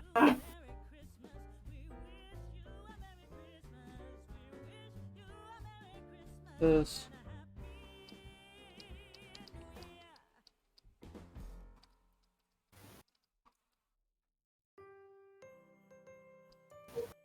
The way they do the caricatures is they do the inks first, usually in like in one go. Although sometimes like Joe Bloom liked to do like a quick undersketch, where he'd like quickly rough in a Prismacolor like general impression of the head shape that he wanted to go for, and then he'd put another paper on top and be able to see through it to create the drawing that he wanted to create. They do this really quickly because they were well practiced masters of this stuff.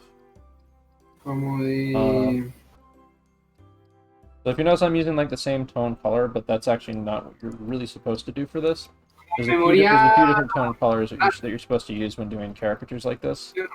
One of them is the brown, and the other is the blush. Maybe I have to erase some of this.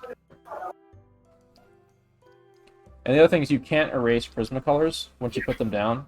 So you have to inherently make smart decisions with your coloring when you're doing them. So I did do a little bit of a erase thing there. That's not the right tool, is it? Excuse me, I'm getting a little bit of crosstalk mic over voice right now.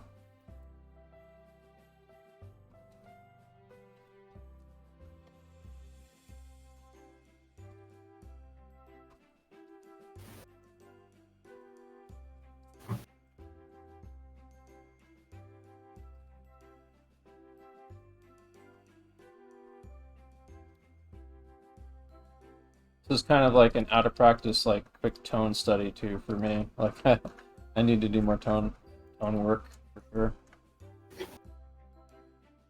sure. Trying a new material I've never tried before, and that's why I wanted to do this, because like I wanted to get out of my comfort zone tonight. Out of my comfort zone, but back in a way, kind of back in it, because this is stuff I've done before with like traditional materials.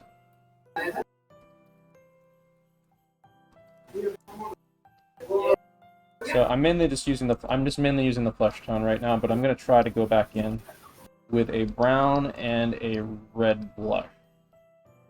See what I can do to emphasize certain things to make things pop a little better. It's looking a little smudgy right now, but I can probably fix some of that.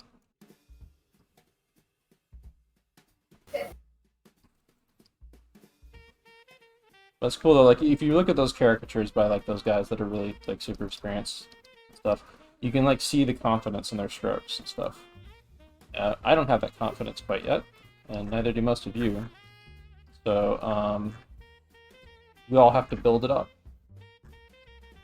Unfortunately, there will be future weekends where we'll do more of this, and I'll be also continuing to do the homework assignment throughout this week. We're doing it partly through my own Discord. Here, I'm actually going to be using a darker brown here. I'm using kind of a burnt umber shade right now to sort of emphasize some darker areas a bit.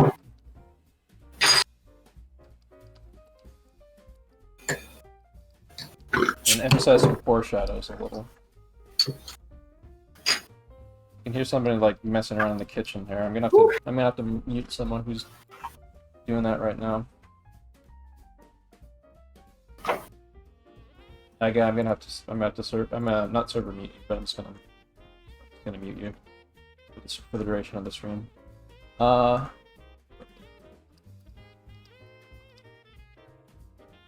now I'm just gonna try to build up the face a bit, sharpen up some of those edges right there.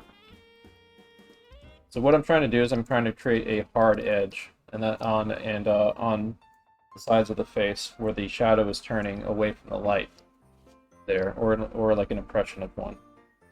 And it usually happens on parts of the face that are turned away sharpest from the light versus like a cheek that's a little softer right here.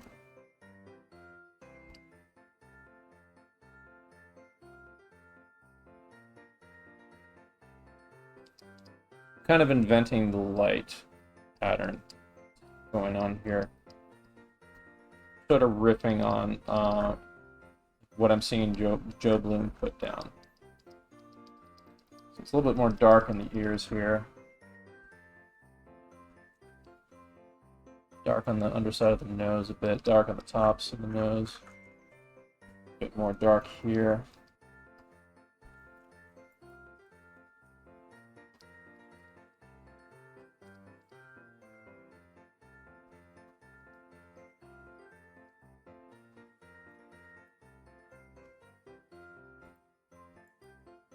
My sharpest work, not my sharpest tone work ever, but I'm horribly bad at practicing tone stuff. But okay, let's see. Maybe I should probably do a dusting over part of the face to knock back the values a little bit. That a little better. And now I can go in with the blush. I'll use like kind of use a reddish color for the lips, maybe.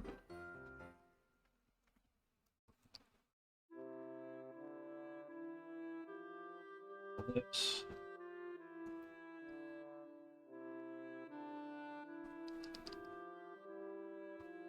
Get that a little bit more red, I think.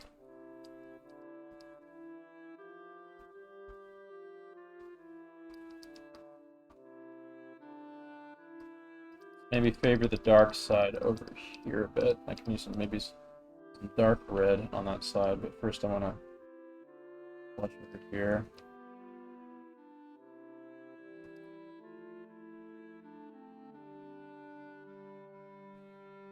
Dark red.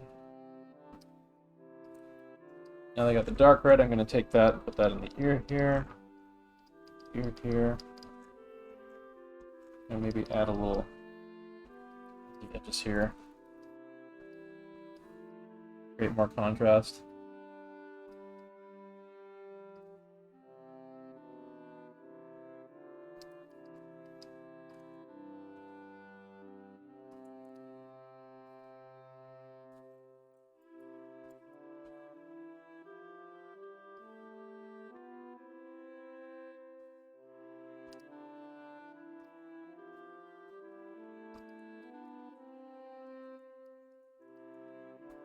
Right now, I'm going to take... I just want to move on from this, so I can show the toon shading approach, which I'm more comfortable with doing. This is going to take some practice for me to get into doing it, because it's like, this is like a really... This can probably be like, this can be tightened up way more, like what I did. But this is like an okay starting point for coming back for the first time, doing something like this and doing it with a material I've never used before. Trying to approximate the feel of a Prismacolor with a digital drawing pen.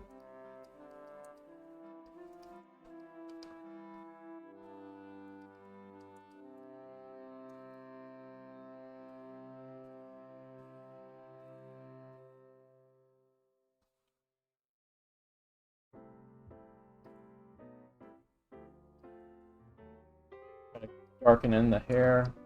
I'm gonna leave some areas of like maybe some sharp highlight here and there. But we'll see. I think maybe emphasizing the hair strands a bit individually might be a better idea. It's for some parts of it.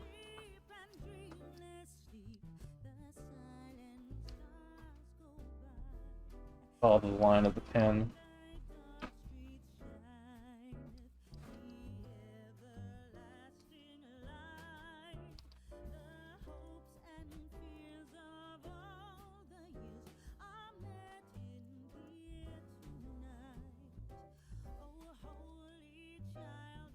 Yeah, that's lots of smudges in the tone and the variation stuff, but for coming back, if we're doing this like when I've not done this with this pen before, trying to imitate something that I have like old muscle memory for, not too bad.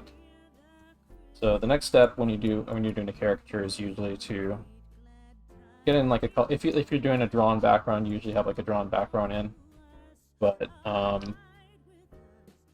usually you do like a flat tone color background, just like kind of rough in something like blue is usually a good choice. Green's also a good choice. You can use warmer hues too. I mean, like you can kind of pick a color that you think might play off the face pretty well, if you like. We just kind of fill in the background like that a little bit. That's what you do for like theme park characters. Whatever you want to do with your background is up to you. Like if you want to do some kind of cool graphical background pattern of like some kind of like comic book halftone screen tone dots or something like that, or kind of cool graphic design or other things like that, you can do that. I'm just showing like how like the theme park artists kind of do it. And of course, a very important thing when you finish drawing, signature.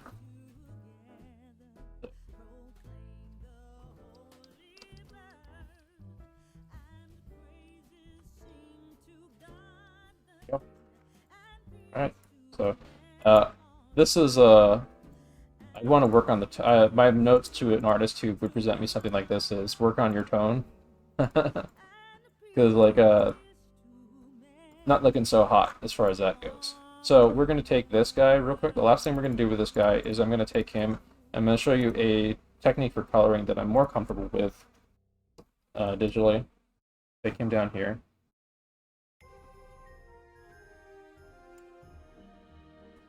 And let's see here. If you want to add in this, I want to make sure that the whole head is kind of blocked off. So what I'm going to show is like kind of a toon shading and sheen shading approach. There's also highlights and stuff, but we're not going to get too much into that today. First off, when you are preparing your drawing, you want to, in order to save you some time and effort, make sure that like all the little gaps in the drawing are kind of closed up, because that'll make it easier on you when you're lassoing stuff.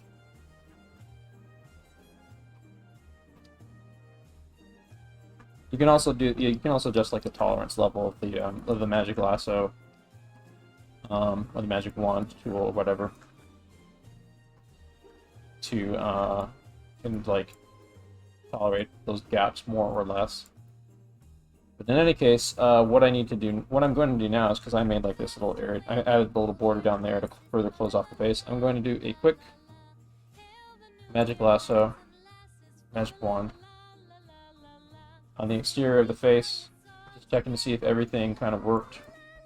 No gaps that it's going inside of. Okay, good. I'm going to invert that, and I create a new layer. Put the layer under my drawing layer. I'm going to fill that in with. I fill that in with white, but next thing I'm going to do is I'm going to create another layer, actually, and I'm going to put a rectangle behind this. I'm going to throw like a mid-tone gray behind there just so I can see the white there. There we go. Now the thing stands out a little bit more. So that's something you could do to this. You could end a commission here, for example. You might touch up, like, especially if you have like cleaner lines and stuff. You're not going to get like little ugly bits like that as much. But for like a quick commission, this is pretty all right. Like you can do something like, I don't know. You could throw like a gradation back there. Like, let's see here. Simple gradation to kind of create some variance or whatever. Pick whatever color you want for that. Different color combos maybe, like I don't know. Up to you. But, or you can throw a texture back there or something. But I did this to make it stand out so that I can work on the shading and the coloring. First things first, I'm gonna maybe work on the shading. So a good rule of thumb for shading is like about 50% black, and then you kind of pick a direction for your light source. Like we can kind of sort of guesstimate like three-dimensionality of this head a little bit based on the way I've drawn it. And also like the bottom of the neck here is already kind of like marked out for a shadow pattern. So we're going to kind of like presume that this guy's shadow is from a light source that's like above him, like at high noon or something.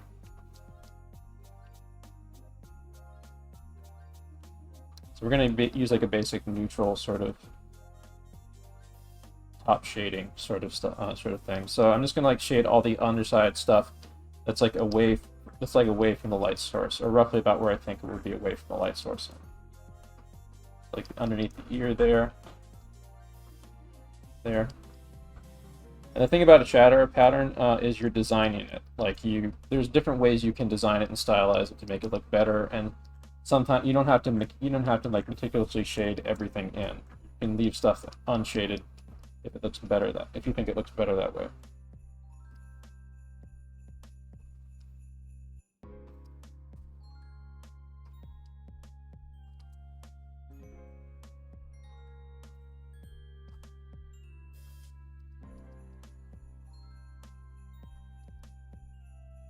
The Adam's apple there. This guy's probably have a little bit of let's see here. Where would I put the shadows on him?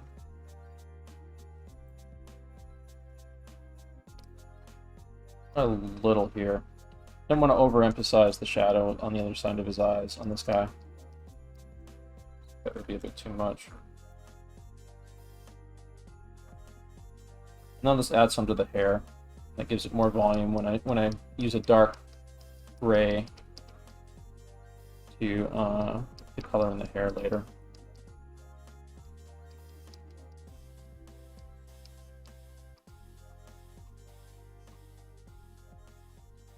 This is like a super simple approach to kind of getting like a cell shaded effect on like your caricatures.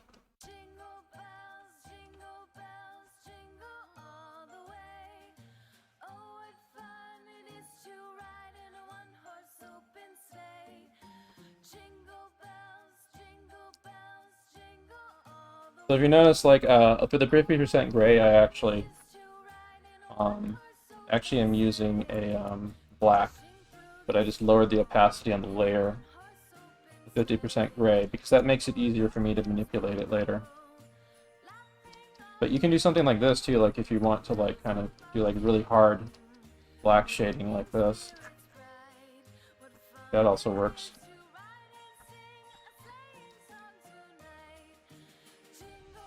In fact, this might actually help you kind of visualize where the shadows are a little easier.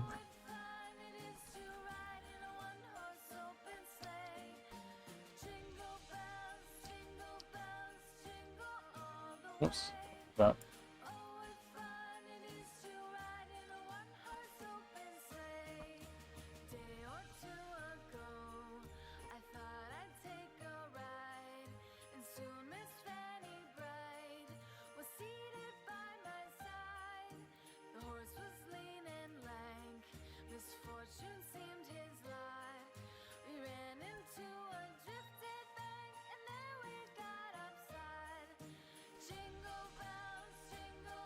Are you not jolly?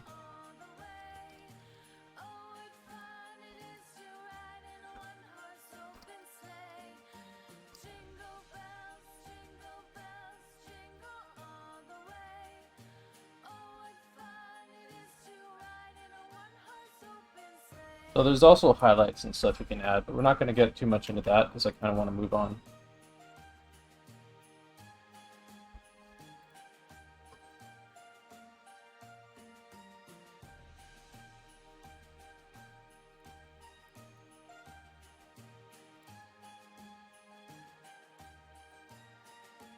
The way I like to do just like quickly coloring in the face is I duplicate a layer and I put duplicate a layer that the whites are on, like that, and I do preserve transparency for the white layer, and I pick the colors that I want, or sometimes I just like pick a random color to color code it quickly, and then what I do is I use the preserve transparency to mark off an area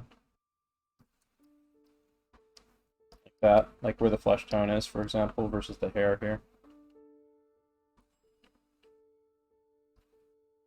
Actually, I could just do this.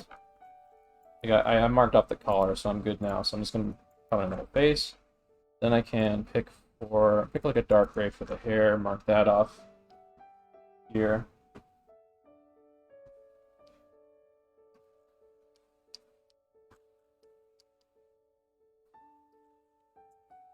So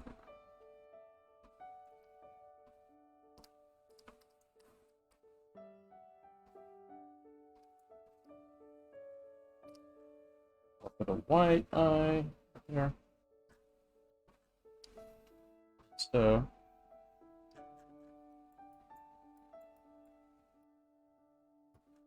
right, get some for the lips now.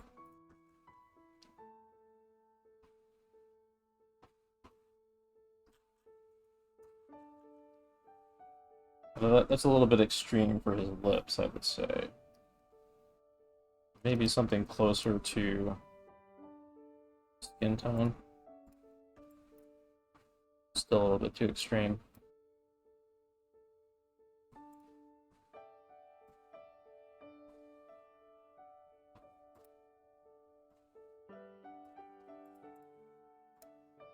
There we go. That's a little bit closer, I'd say.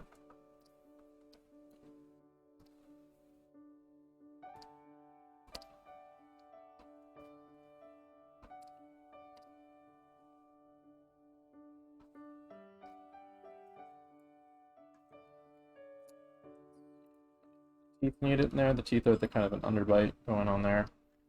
Just throw some black in there. Inside the mouth.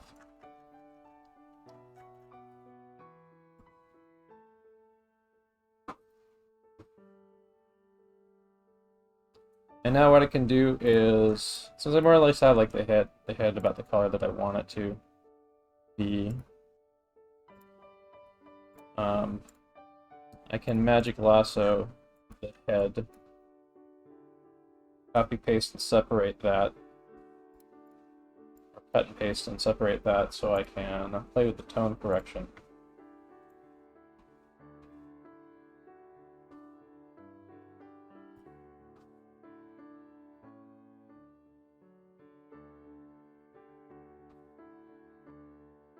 Like that's looking alright to me, I would say.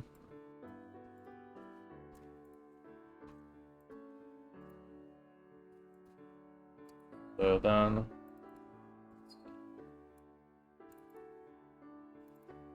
since on the line art I included like part of the chin that was like the bottom shadow of the chin, I'm gonna actually go back in and delete that.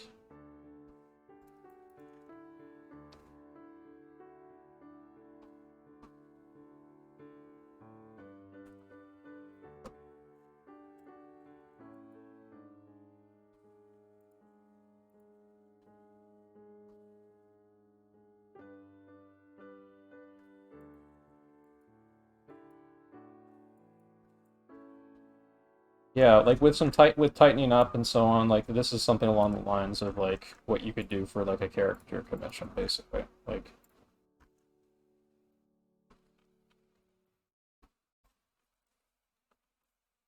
you can add additional effects on it to kind of give it some depth too. Like, let's see here.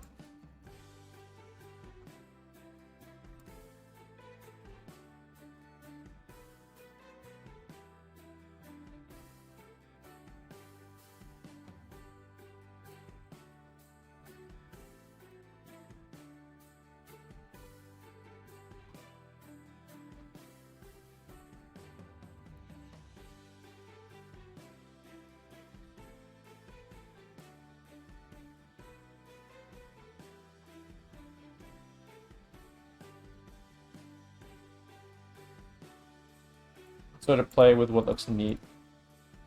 Might add a little bit of interest to it or something, or what might vary up the line weight, the line coloring. So. But yeah, I mean, like, you can do more. You can like just do more of these, just bust out more of these and practice them throughout the week. You should get like the general idea of what to do. But so yeah, that's basically the straight on approach, more or less, for caricaturing. We will get to profile. I'll give you a template for the profile view and the three-quarter view. So first the three-quarter view. First the profile view. Profile view is here we start with a sphere again. Cut across the sphere just like last time. Cross down the middle like that. Now we create a smaller sphere inside the sphere like that. This, like the last time, is the hairline. We're going to make this face facing that way, by the way.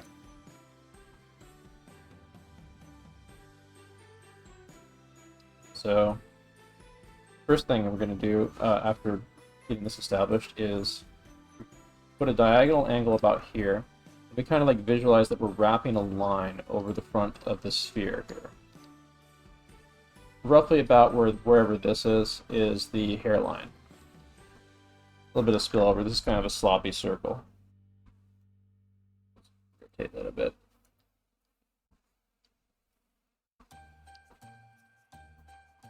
So once you have that, you now have a measuring device you can use to find the bottom of the chin, just about. That. So now you have like this space between the brow and the hairline. That's 1/3. Go down another third. That's the bottom of the nose, just about, right here, 1/3. Go down another third. That's the bottom of the chin. And these are your generic proportions for the head and profile. And now what you can do is you can use, like, see this back of this head here? You can use that sphere back there to find the angle of the jaw, just about.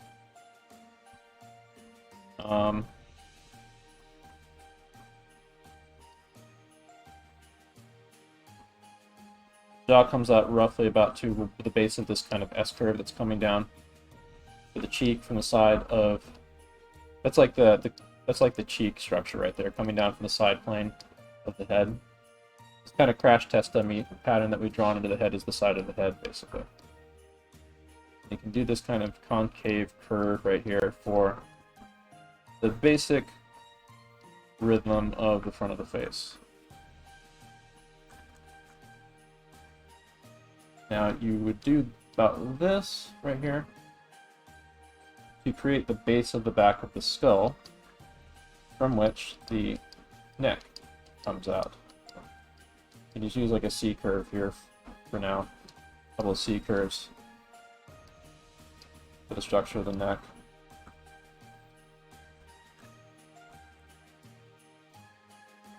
This is getting pretty complex, so I'm going to lower the opacity on it so we can work on the additional placement of the details. So remember what we used originally for the measurements of finding the eye line.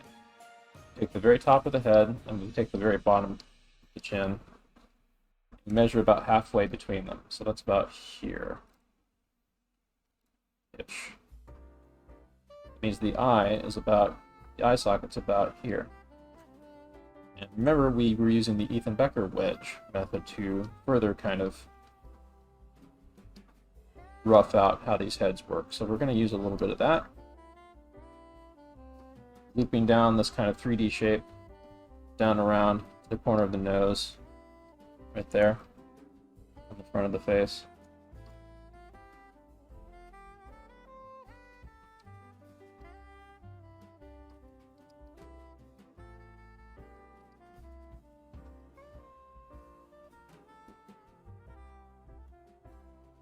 You could see it through it. You could see this transparently through the skull. It would be looping back around to the other side there. basically. So we got the chin down here. There's kind of a bulge here of this thing called the tooth cylinder. The lips and the mouth sort of come off of.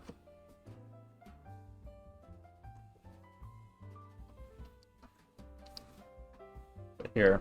Remember what we did earlier with the front of the face features, dividing this area up into thirds. Do the same thing here, but rotate it. Like rotate it to the side, basically.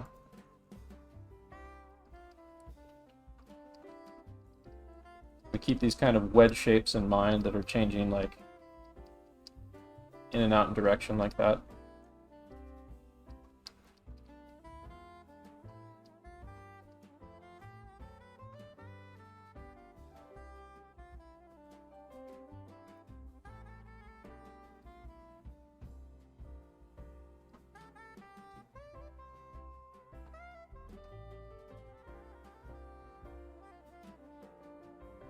And then, like, here's the basic, like, side plane structure of the cheek and the jaw and stuff. The bottom of the ear was a bit about where the nose line is. The bottom of the top of the ear is about where the brow line is, like so.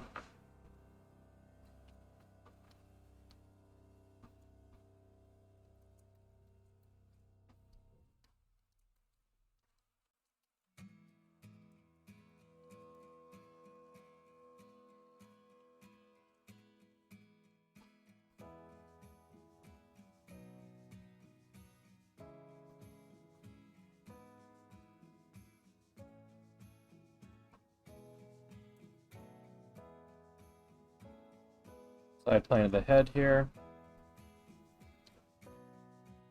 Top of the head, about. Yeah, that's more or less the structure of the skull. The eye socket kind of does the same kind of Muppet mouth thing from the side, but the Muppet mouth sort of wraps over the eyeball, like if Kermit had like a giant eye inside of his mouth that was moving back inside of his head shape. Sort of doing that.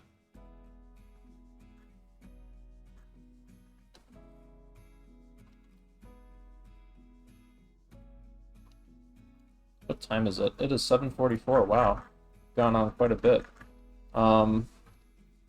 Just a reminder what the homework is. The homework is I want you to like keep doing this. Like fill up. See how many pages of these you get. Fill up at least one page like this. You can do multiple iterations of the same caricature, or you can work on the same caricature on one page, but I want you to do a variety of drills of this, of like the head proportions, and draw-overs of human faces, or even like good art or good caricatures that you want to kind of study. Well-proportioned heads and well-structured heads. I want to see you like freehand stuff like this, and I want to see you try pushing the caricature, like try caricaturing it and try pushing things. Seeing how you can cartoon it. I want you to do it from a variety of different head angles. Although you can choose to emphasize like front view first, because that would probably be the best to start with. As it's probably the most challenging because it's semi-symmetrical. But that also means you're going to be like exercising a lot more effort. Anyway, so we get the basic structure of the profile view here. I'm going to do a 3/4 demo for y'all. So 3/4 view. Start again with a sphere. Cut across the sphere again, like before. Now, here's where it starts getting tricky. We create another circle on the inside here.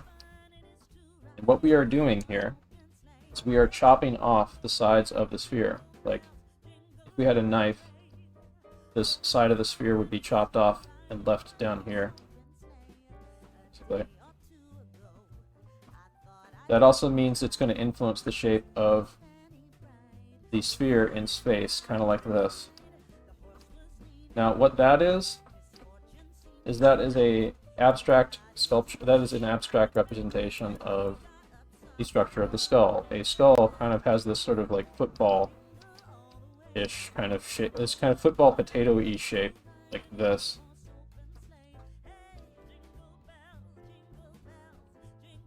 Do a quick skull drill. Arch. The skull basically has like a kind of a potato-y shape to its head, where it has a shaped its cranium, where it has like this kind of like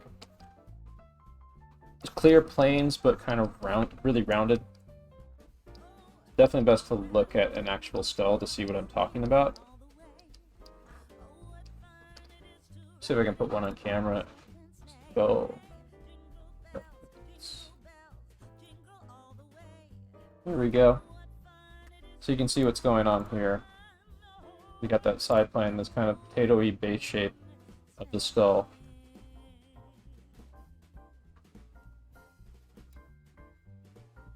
Like that.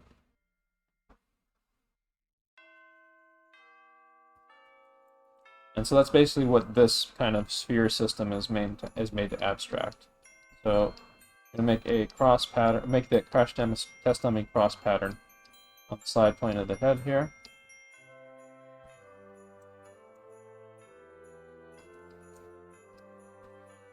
I'm going to make a dividing line about like between those two. But first I'm going to take this and curve this line over the top of the head as if I'm like wrapping around a sphere. Like if I was going to draw this the whole way through, it would wrap around all the way both sides, basically. But I can use that, and I basically find like roughly about the top plane of the head. And thinking three-dimensionally, I can kind of infer where the center line is here. And drop it down about here. And using this line right here that I've already made, I can wrap it over the skull kind of the same way I did with the top plane line. And now I have my brow line. And now I have my hairline. And like before, now I have a measuring device. 1/3. 1/3.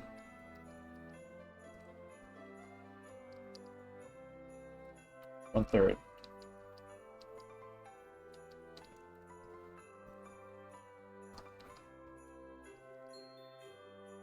And it does kind of like S-curve pattern down to the base of the chin there this time.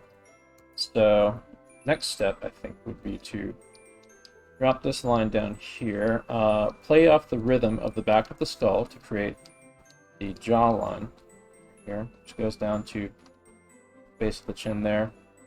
This side plane rhythm does this kind of S-curve sort of thing that hooks up with the chin down there. Same thing is happening over here on that side plane as well. We get this kind of thing. And actually I think I need to back this up a little ways. Create more space for the chin there. Something more like this.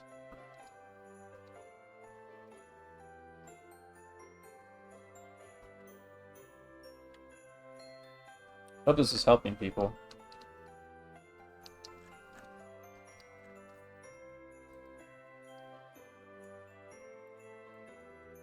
Okay, now that I got this, I'm gonna do like a quick kind of C-curve for the neck here. Just kind of establish that in there. Nothing fancy. Alright, so lower opacity on the head now. Create a new layer. And now remember what we did before. Measure the top plane and the bottom plane of the jaw. Then find the halfway point, just about. So it's about here.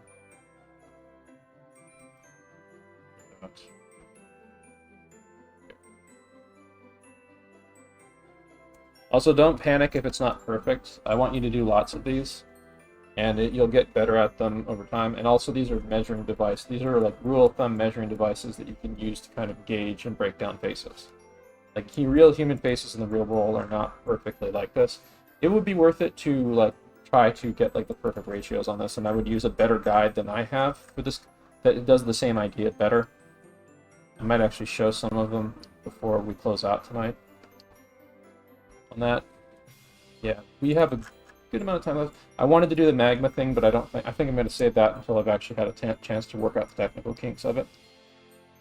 I'm closing out the evening tonight. I want to do some J.C. Leyendecker Santa in Norman Rockwell Santa studies and face studies, showing like how these master painters caricature faces, much like kind of subtler, more realistic ways.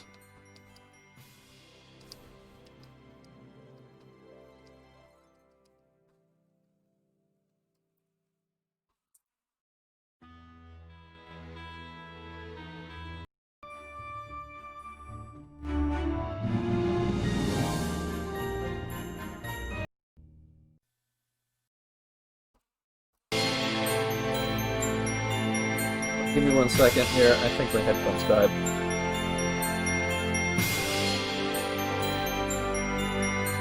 Yeah, they died. Definitely died.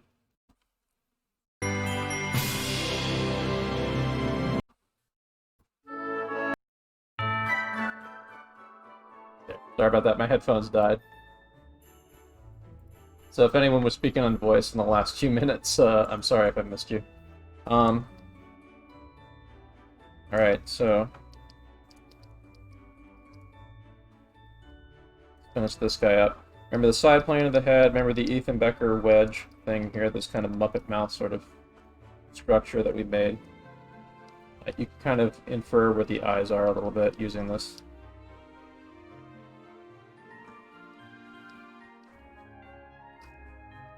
Think of them as kind of like a couple more Muppet mouths that you make within the Muppet mouth. I'm gonna kind of race through this because I want to get to the Norman Rockwell and Santa studies.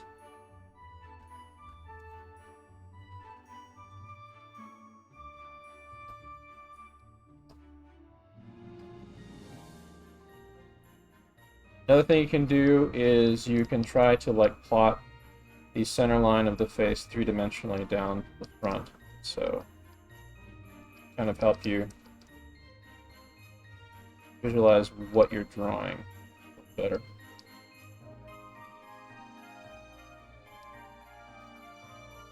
Up the nose, right there.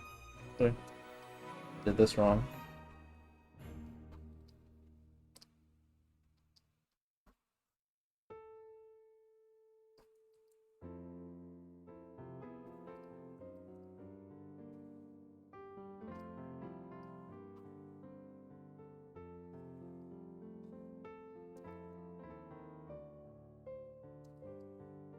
See here, 1, 2, 3.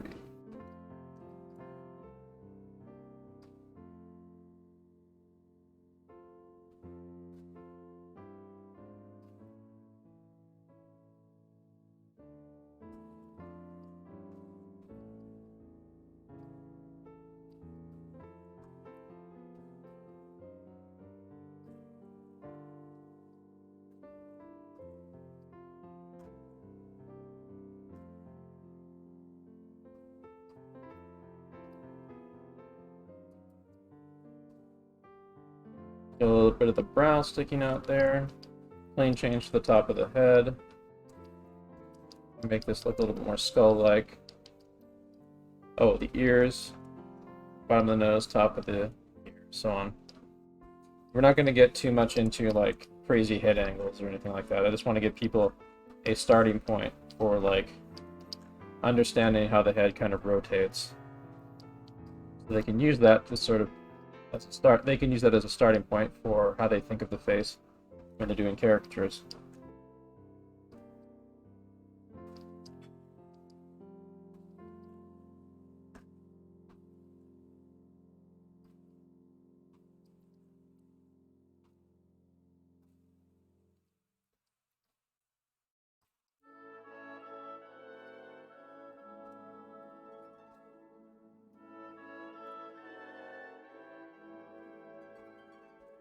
Look at chat, see what people have done. Zav has done a really nice study. some other studies that people have done. I think you need more line confidence. Like your lines are very kind of sketchy and hatchy. That is a habit that I need to be fighting more in the future too, because I do a lot of spillover lines, a lot of sketchy lines. But I do like broad strokes. There are times when I can tighten up. I'm trying to get more control, so my lines are cleaner in general, more confident. But yeah, that's something you want to be aware of when doing these. You want to get more confident strokes. Look at everyone's here. There's Bill Plimpton. Those are some nice. Yeah, those are nice. This one's really good. This one kind of gets a little confused here with the eyes and stuff. This one's a good study. That one's pretty good, actually. That one's really fun. That's a nice caricature with nice attitude right there. There's some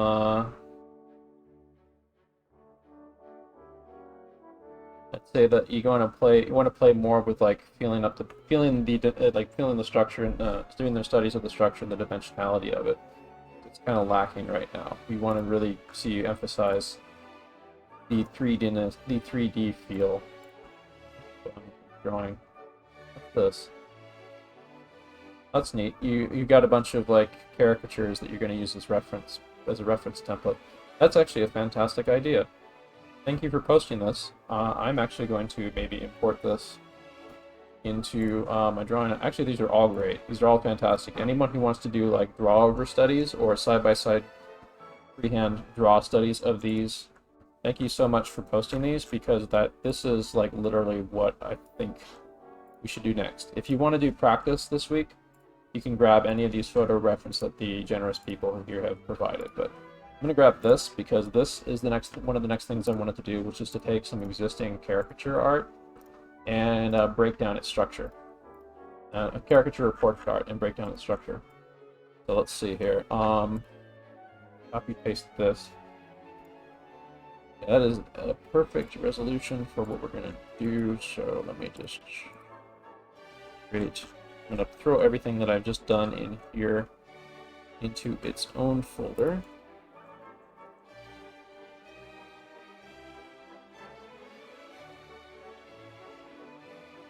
And then turn that off, and then this gets lowered opacity on. Except we keep template, don't we? Duplicate this.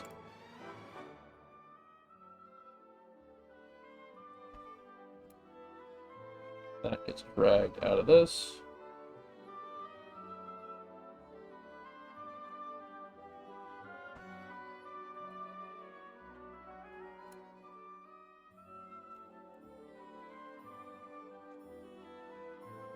Lock that. Alright. I think that's Stan Prokopenko right there.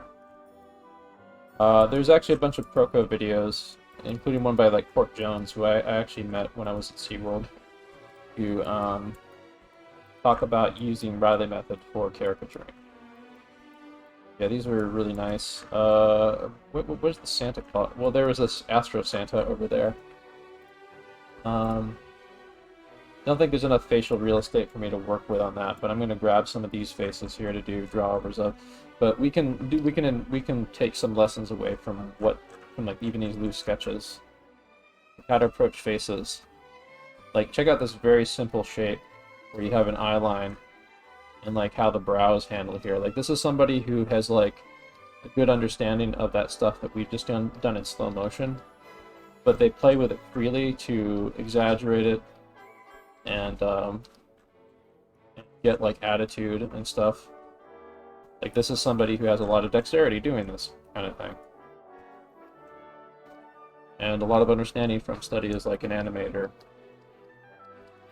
for how to like simplify and break down the expressiveness structure of a cartoon face.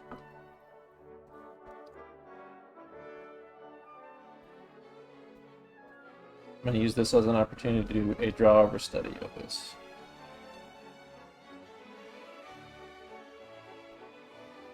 And break some of these planes down a bit. And this is a tool that we were using for the last couple of weeks. Ethan Becker wedge right there.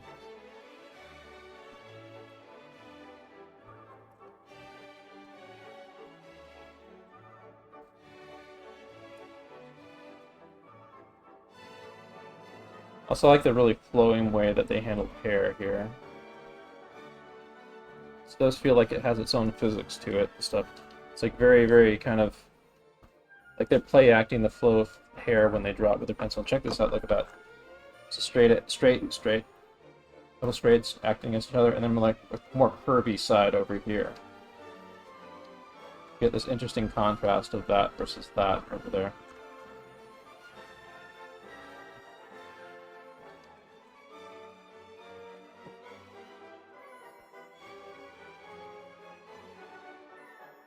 Yeah, you gotta walk through the structure of the head in slow motion a few times before you can start playing with it. Like, the idea is that I want people to, one second.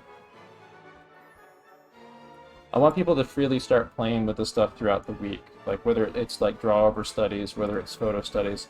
Just do lots of them if you got like a few minutes to like bust out some head studies, skull studies, whatever else, do them. Draw people around you if there are people around you to sketch. You're like in a waiting room somewhere for getting tested for COVID or whatever. I'll do another one of this artist here. So they have a really, really like, you can kind of like visualize the eye area shape really nicely and the kind of curve that they did for the eye line here. It's a very cartooned move.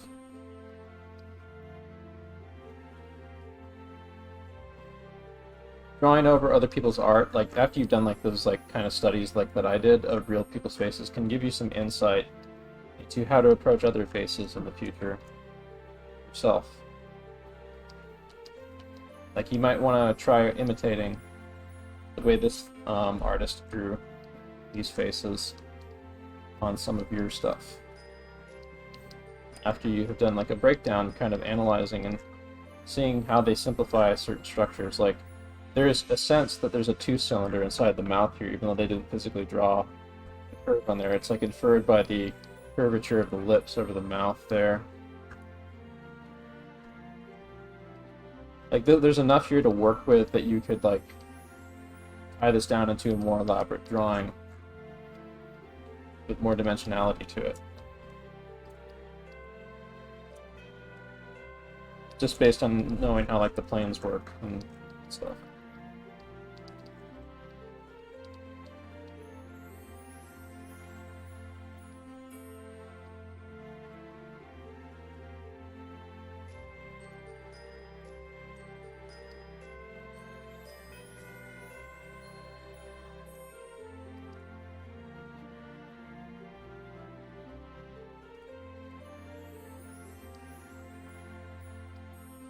Yes, I was actually doing caricatures in Disneyland during the Christmases.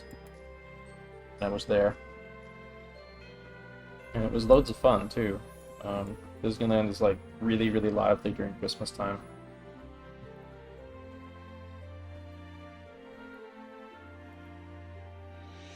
Here's a profile view. This is a good opportunity for a profile study. So we got the side plane, face there, here, eye line, sort of. We're going to do the Ethan Becker wedge here. Going to do it quick and loose because we know what we're doing. Now's the time. We're not going to be like necessarily sloppy. We're going to be dexterous. Try to be dexterous with it. We'll slow down if we need to. We kind of want to just like, we want to be not afraid and not be like necessarily too precious with our tools. We want to be lively with them, inject life into them and stuff.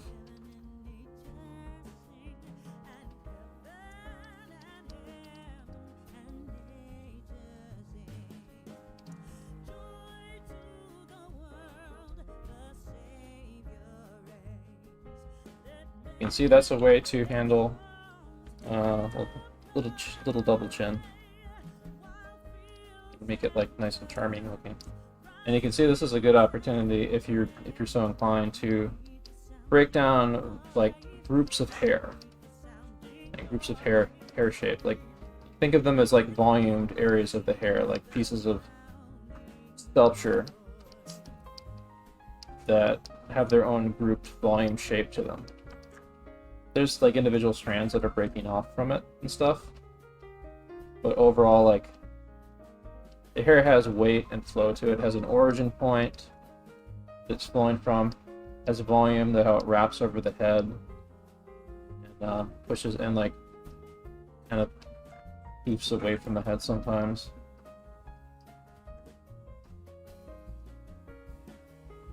So you can use a draw over like this to sort of make some observations about how hair kind of flows and works. You can be holistic in your approach to doing draw overs, like this. In the past, I haven't really been doing too much in the way of hair studies, but I kind of want to get into those more now because I'm going to be doing more portrait commissions in the near future as I start getting more up to speed practice-wise. So I want to get like practice and warm up on like the whole shebang if I can. I'm going to just group some of these hair shapes back here a bit and then move on from this one.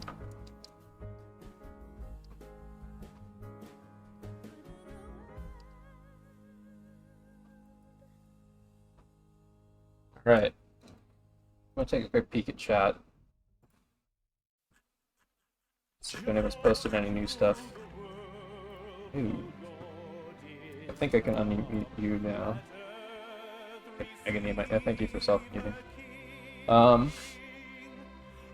if you have any new stuff to post here, even if it's just draw over stuff, please post. Oops.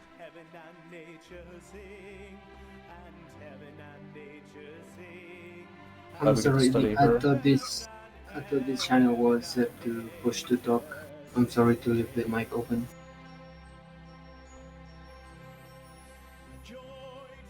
Who are you talking about with who are you guys talking about in chat, by the way, with like voice work? Is that one of the artists on this page? Yeah, in fact, Nice. the majority of the work is Lois. Yeah, I would say that they seem like a very I think I've seen their work before, but they seem like a fantastic artist to study from. Please teach us hair. God knows I need it. I will teach hair when I get more practice in it. I've got to get more. I have some knowledge of like how hair works, but I kind of need to do some personal study on my own before I can really drive a more focused lesson on it. But that's something I'm going to be looking at this week, and I'll try to integrate that into the practice session next week. We're going to be doing kind of more of this next week, but more of this week, but better, basically. Because I'm along with the rest of you, I'm going to be trying to do caricature homework and head study homework.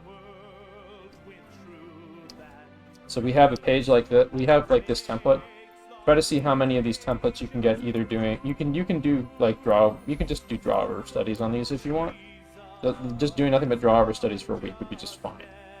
But if you want to take things up a notch, you can try freehanding photos and caricaturing stuff. You can do freehand copy studies of these after you kind of understand them a little better, maybe after doing a draw over.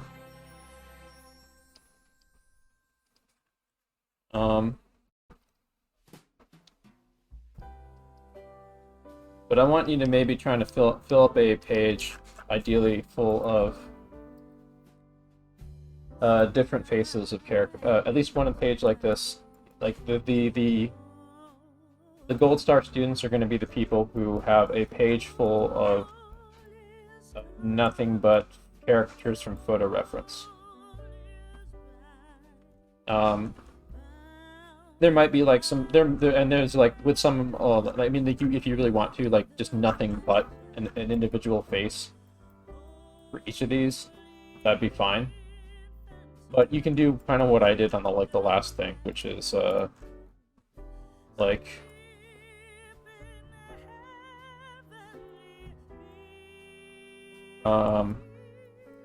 Like I don't know about the multiple color things here, but like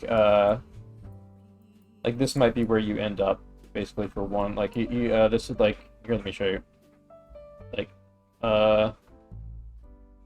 this, because it's photo study, will be one study. This, because it's not too pushed, would be one study. This would also be one other study. This would be another study. Now, like that's like that'd be like 4 panels worth right there. Or this right here, actually, that'd be the 4th panel probably, because it's the colored in one. Like if possible, I want you to get an entire page of like colored in, maybe shaded caricatures, with like a simple background. If you can go for it, like a full page of this, you don't necessarily need to. Like, I would say like at least 1 per column. But if you can fill up the whole page of nothing but caricatures, fantastic. Good. And if you feel like you can go for it, do it. But there's nothing wrong with breaking up what you're doing here with multiple attempts at the same face, draw over studies of the face, stuff like that. Also, you can also do a thing like where you have one page where you do the draw over studies and the guts of what you're trying to do study, and then the final result, this thing, is what gets displayed on a page like this.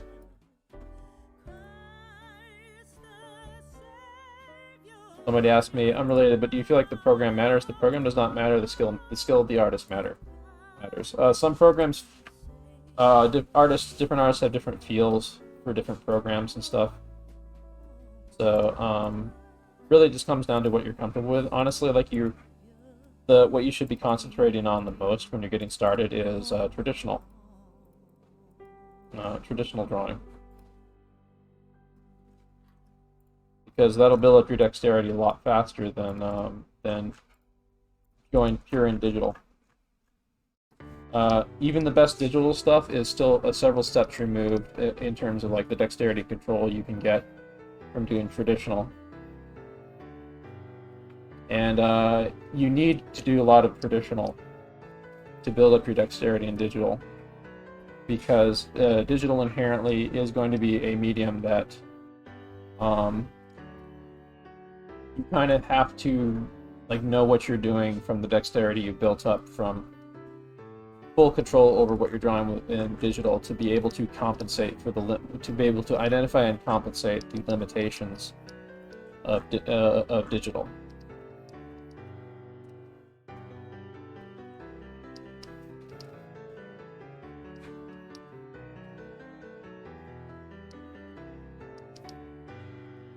There are, in fact, like a lot of master draftsmen, like super master draftsmen. Like, I mean, like super high-end people who like their work is absolutely impeccable, who have gone over completely to digital. I would say that those are people that have earned the right to do that.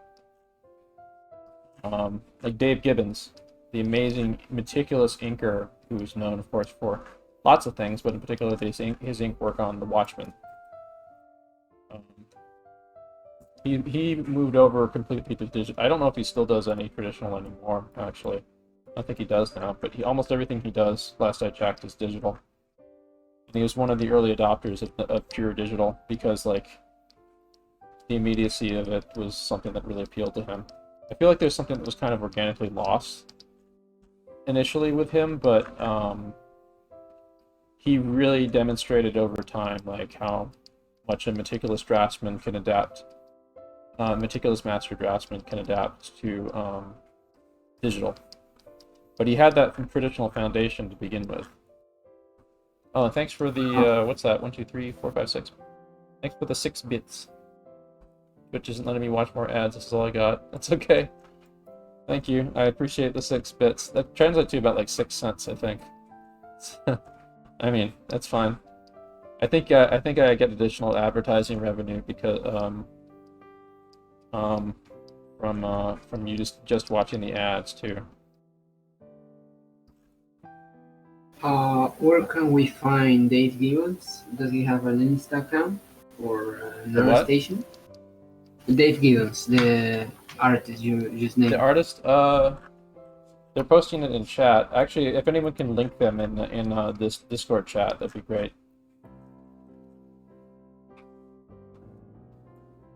Was that another 10 bits? Oh, 10 cents. Thank you. Another 16 pennies.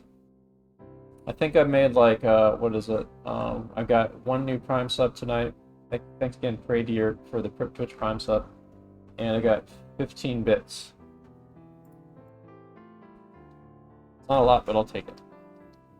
And there's gonna be like a few pennies from advertising revenue for just people watching the stream too.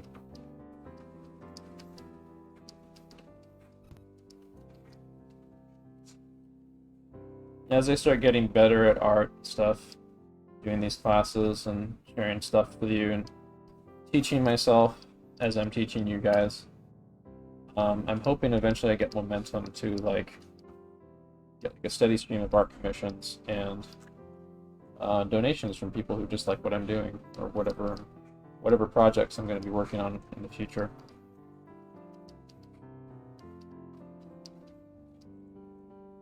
Yeah, any small bit you can give to help the stream, whether it's a Twitch Prime sub, a Patreon sub, or even a coffee donation, it's great. But if just by being here and showing up, you are helping the stream.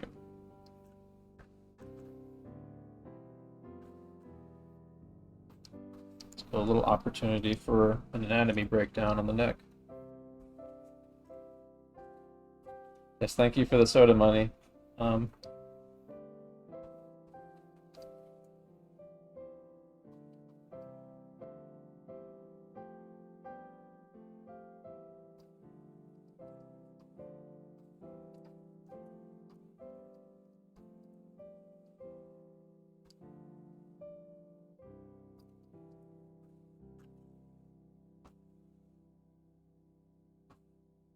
About 8:20 now, I think.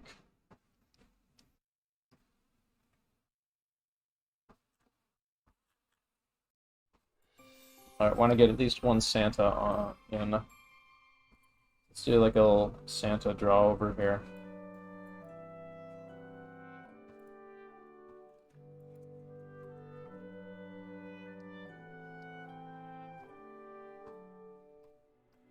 Sort of like grungy sketch here from sketchy painting that Norman Rockwell did.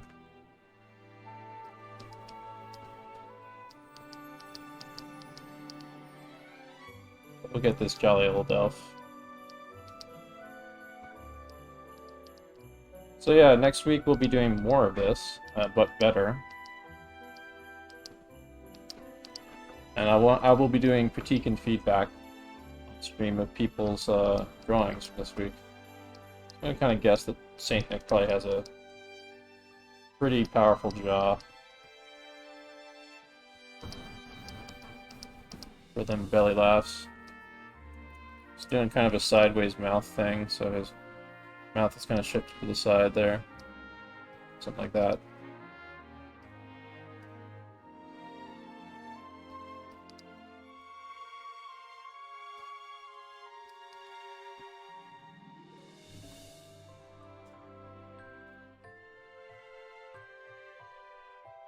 I wanted to talk a little bit more about like how Norman Rockwell and like Daisy Linedecker break down how they play up the features of the face and stuff, but I don't think we're gonna have too much time to get into. I don't think we're gonna have any time left here to get into that. We'll save that for next week. Some time ago, I found like the original reference from Norman Rockwell or from Linedecker? yeah. The photo reference that he took. Yeah, you should post that in my personal Discord. We got a reference section. You can also post it in like the. It was a whole article the homework from share Google, from Google Arts. I think it's called nice. the art platform. So yeah, let's maybe see if we can find. If you can find it, actually, post it in the Discord chat. We can probably take a peek at it. I think I got it in my bookmark, so yeah, when I find it, dig that out. We'll take a peek at it before the stream ends. All right. Again, as with hair at the top of the head, like the beard has its own volume to it. I'm drawing roughly about what I think the approximation of Saint Nick's head is through and behind the face. Yeah, massive, beardy, mane-like face fur.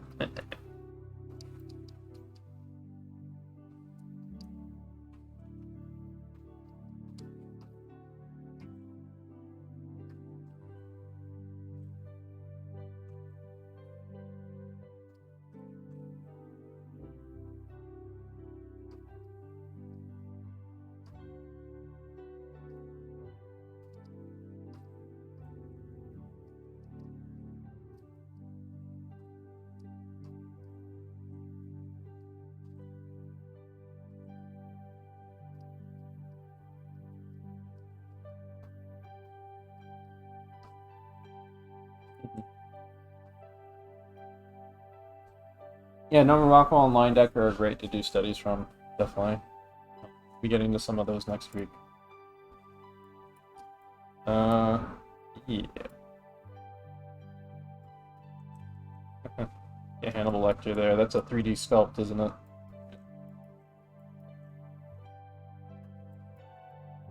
Where should I post it? Like the article? Oh, the classroom chat, because we're in there right now. All right. Page is almost full now. Yeah. I'd say to truly fill out your page, you want to do way more elaborate, confident studies. Like that one there, I would maybe like build more off the face of and stuff, and like add the ear and the neck, and so on. Maybe do another draw over tightening the line. The same thing here, and I would like kind of address some of the warpy stuff going on with the jaw. If you're noticing any errors that are kind of throwing it off,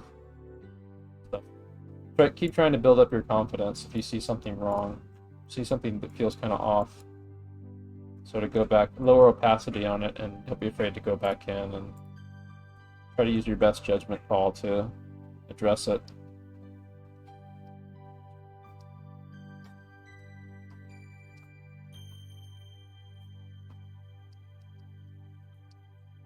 But yeah, like look at how like you can break down a face like this, and then like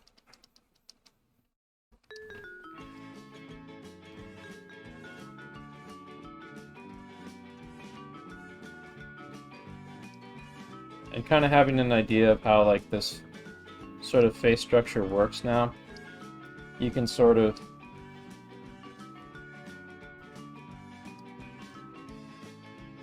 use a face structure similar to it to invent with.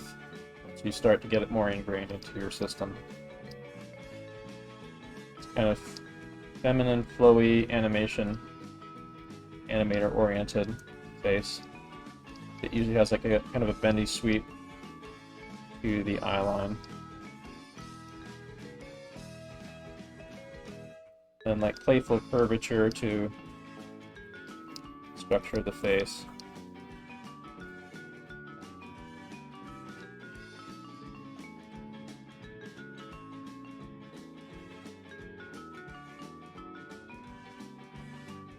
I'm getting back into that sketchy habit that I've been trying to fight. I notice I'm gonna have to keep fighting that. I'm gonna be trying to fight that tomorrow.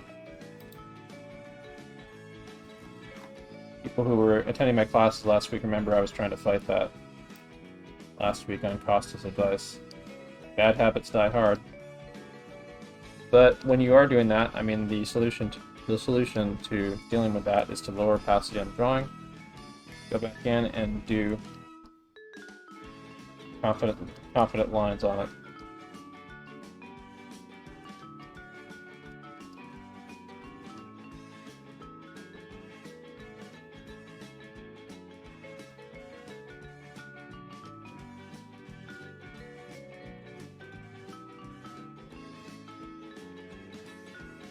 The point of doing this is to build your confidence and also to like not bullshit around information that you're supposed to be absorbing.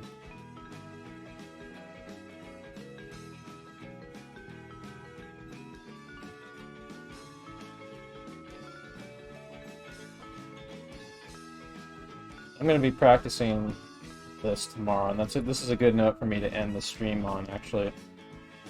that I'm making this admission and this observation about something I need to work on. Because that will put me on a good foot tomorrow, remembering where I left off last night.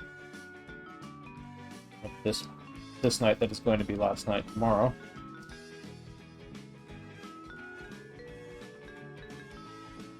And it'll give me a starting point that I won't be starting from zero from. Getting more practice in tomorrow. So Wednesday's class is going to be a hands and arms focused class. We're going to be doing a little bit of the anatomy of the arms, but it's really going to be it's really mainly going to be a hands class. Like we were kind of like working our way down the arms and getting like the gestural bits of the hands in. Do you have classes for the whole body planned out already? Like eventually going into legs and such? Yeah, legs will be on the horizon in the future. The anatomy class, one of the addendums to the homework is after this next Monday, because hands are so important, I'm going to be assigning a constant, steady homework assignment every week of hands, of a page of hands a day, for everyone, myself included. Because hands are so hard, they are worth like filling up a sketchbook for several weeks of like one page of hands a day. And there's strategies for doing that. It actually is less. It's less like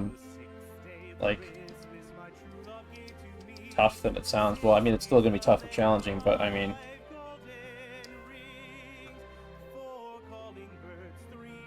There's lots of stuff that will like keep it fun, because you'll be doing not just like the same hands every day. You'll be drilling stuff that you really do need to know and want to repeat.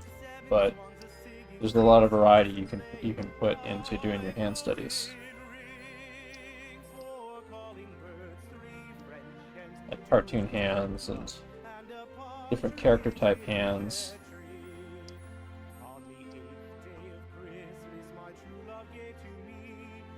You can mix it up with realistic hands or structure studies of hands, gesture studies of hands, so on and so on. There's trillions of different ways to do hands.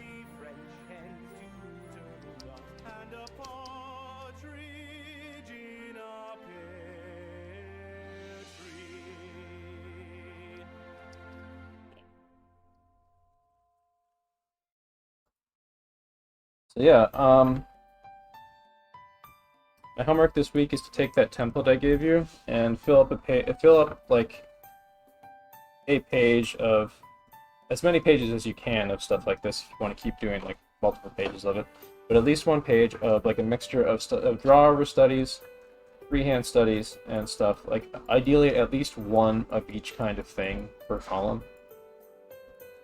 Of like a draw-over photo, pushed version of the character, really pushed version of the character, finished version of the character. For example, you can maybe even like make each of these columns like a different series of attempts at the same face.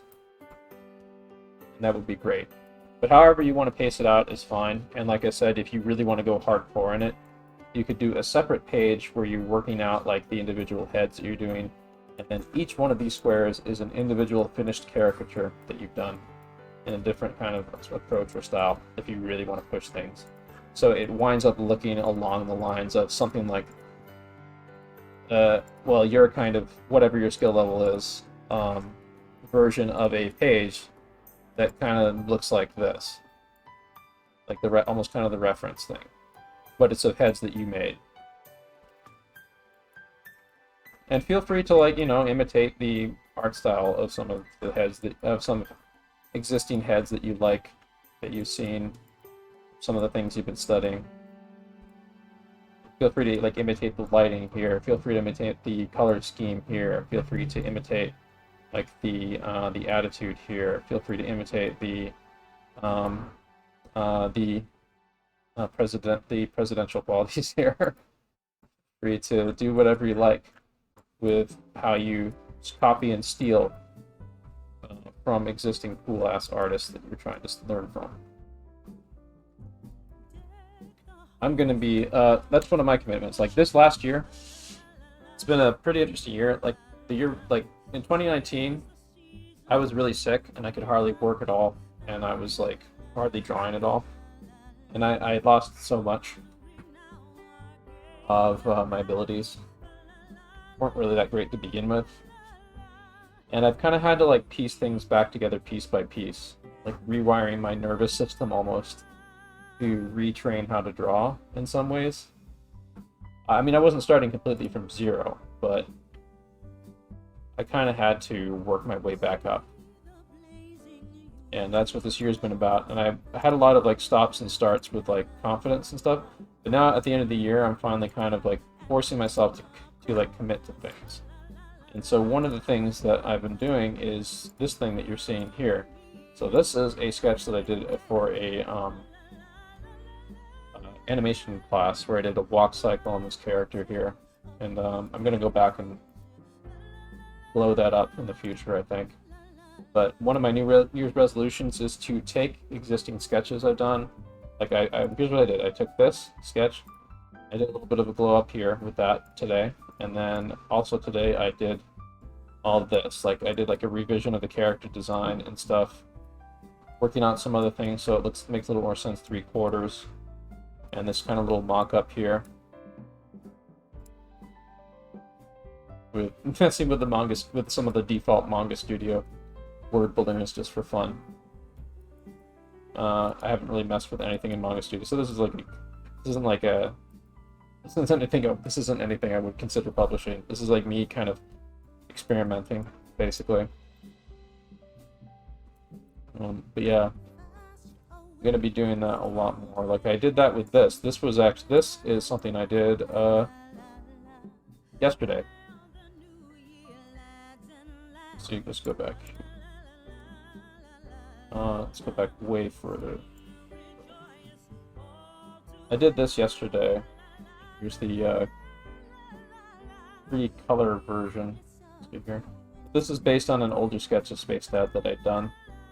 This is a much more worked out version of it, where I like tried to plus the character design a little bit more. So like one of my New Year's resolutions is to plus up. I do a lot of sketching for ideas that I don't really fully develop. My New Year's resolution is to plus up and develop my ideas, and keep practicing doing that. So I keep getting better at doing that. So one of the things I'm going to be doing is what's his name? There's a guy bought a bunch of tutorials from on Gumroad that I'm going to be using as study fodder this week for improving my drawing and painting abilities, but I'll be digging into him tomorrow.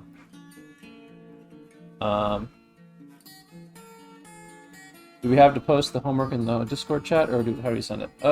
You do it in the Discord chat. Yeah. You have to join my personal Discord server, by the way, for that. I'll copy paste the link into Twitch chat, but it's also in the Discord classroom tab.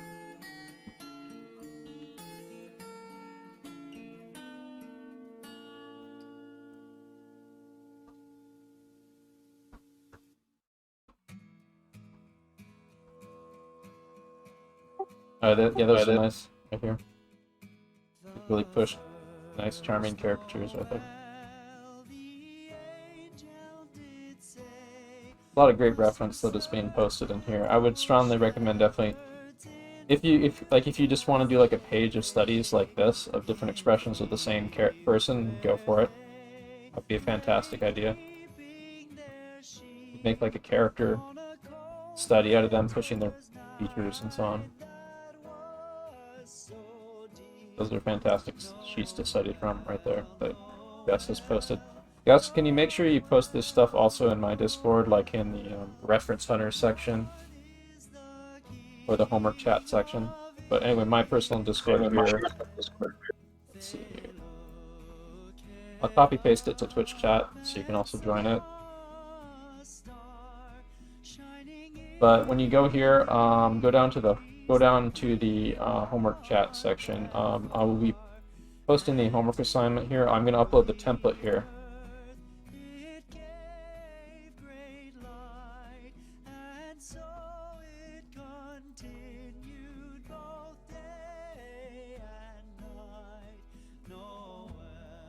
So here's the template. Use this template to do head, studies, and character faces.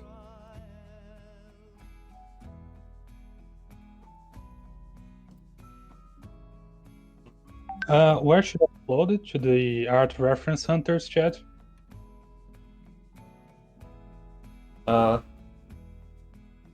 The stuff that Yeah, you homework can chat. you can either post it to the reference hunters section in the art and animation section, or you can post it to just like to the homework chat section.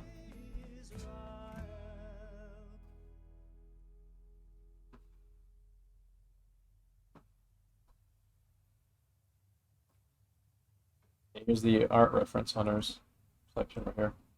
There's art reference hunters and there's animation reference hunters.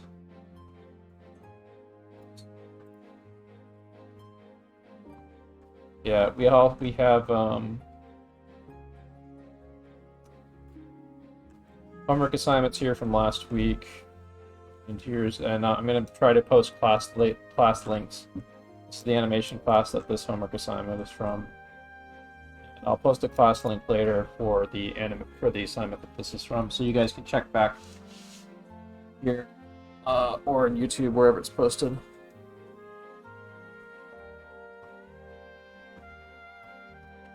That was a productive session, I would say.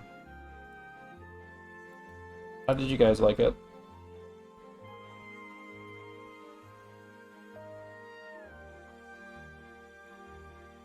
It was pretty good, but I didn't actually draw along today. I was finishing up an animation for a class. That's fine. No, that's fine. As long as you see what I mean, if you're getting work done while you're just vibing here, that's fine. And you can do the homework stuff and like sketch along later. I mean, I've got a template for you that you can use to just grab a bunch of reference, and there's plenty of reference that you were posting and that you guys were posting in chat that you can use now to play with. Plenty of photo, plenty of drawer reference. Good lord, there's so much stuff there that like I have no excuse but to grab that stuff and use it immediately tomorrow as part of my warm-ups. That's what I'm gonna do tomorrow for my drawing when I sit down to draw. I'm going to use some of that stuff. So on that note, I'm going to yoink some of that stuff. I did that when the session was about the triangle thing from Ethan's video. I grabbed a bunch of it's good stuff. other people's template to do my. Also, like this is the holiday time. I'm gonna be doing a lot of hanging out in Discord. I really enjoyed myself today doing this thing where I was really trying to push myself and improve my character. The Doctor Dimension thing. This thing where I ran into a lot of drawing problems with it. There's a lot of shortcomings with it. I want to share it to my peers to get feedback on this guy and kind of break myself out of things I'm not seeing or things I could push or revise and so on. And I want to keep doing this stuff. My biggest problem this last year was that I wasn't doing basically this, where I'm walking through the steps of trying to make completed ideas. This is a character that's working towards being a completed character design. Right?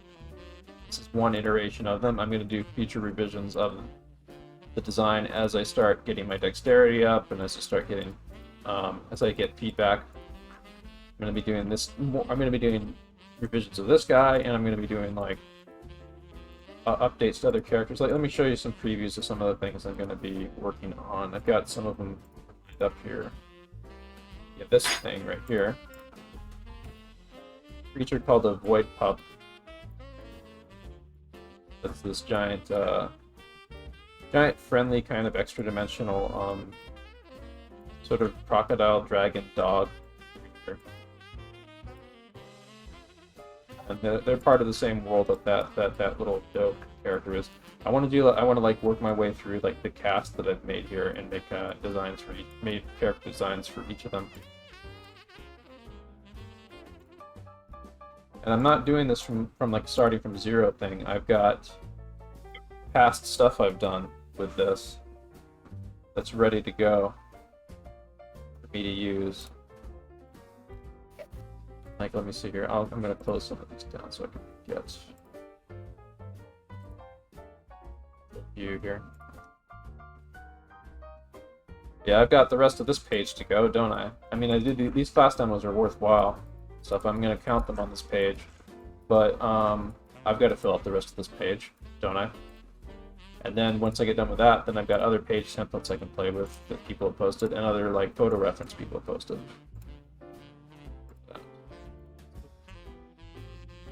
Yeah, don't save.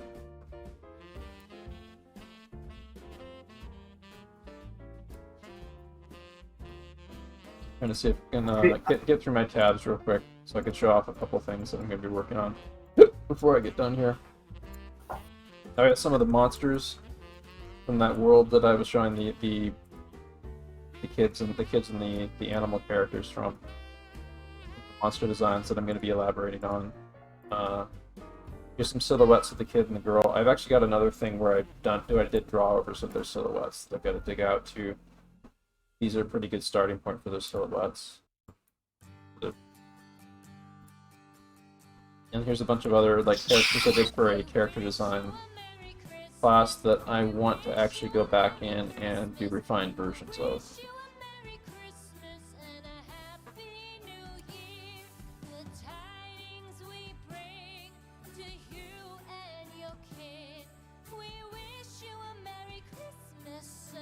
Yeah, we're gonna end the stream now. Thank you all for coming. And sure to bring me some figgy pudding next week.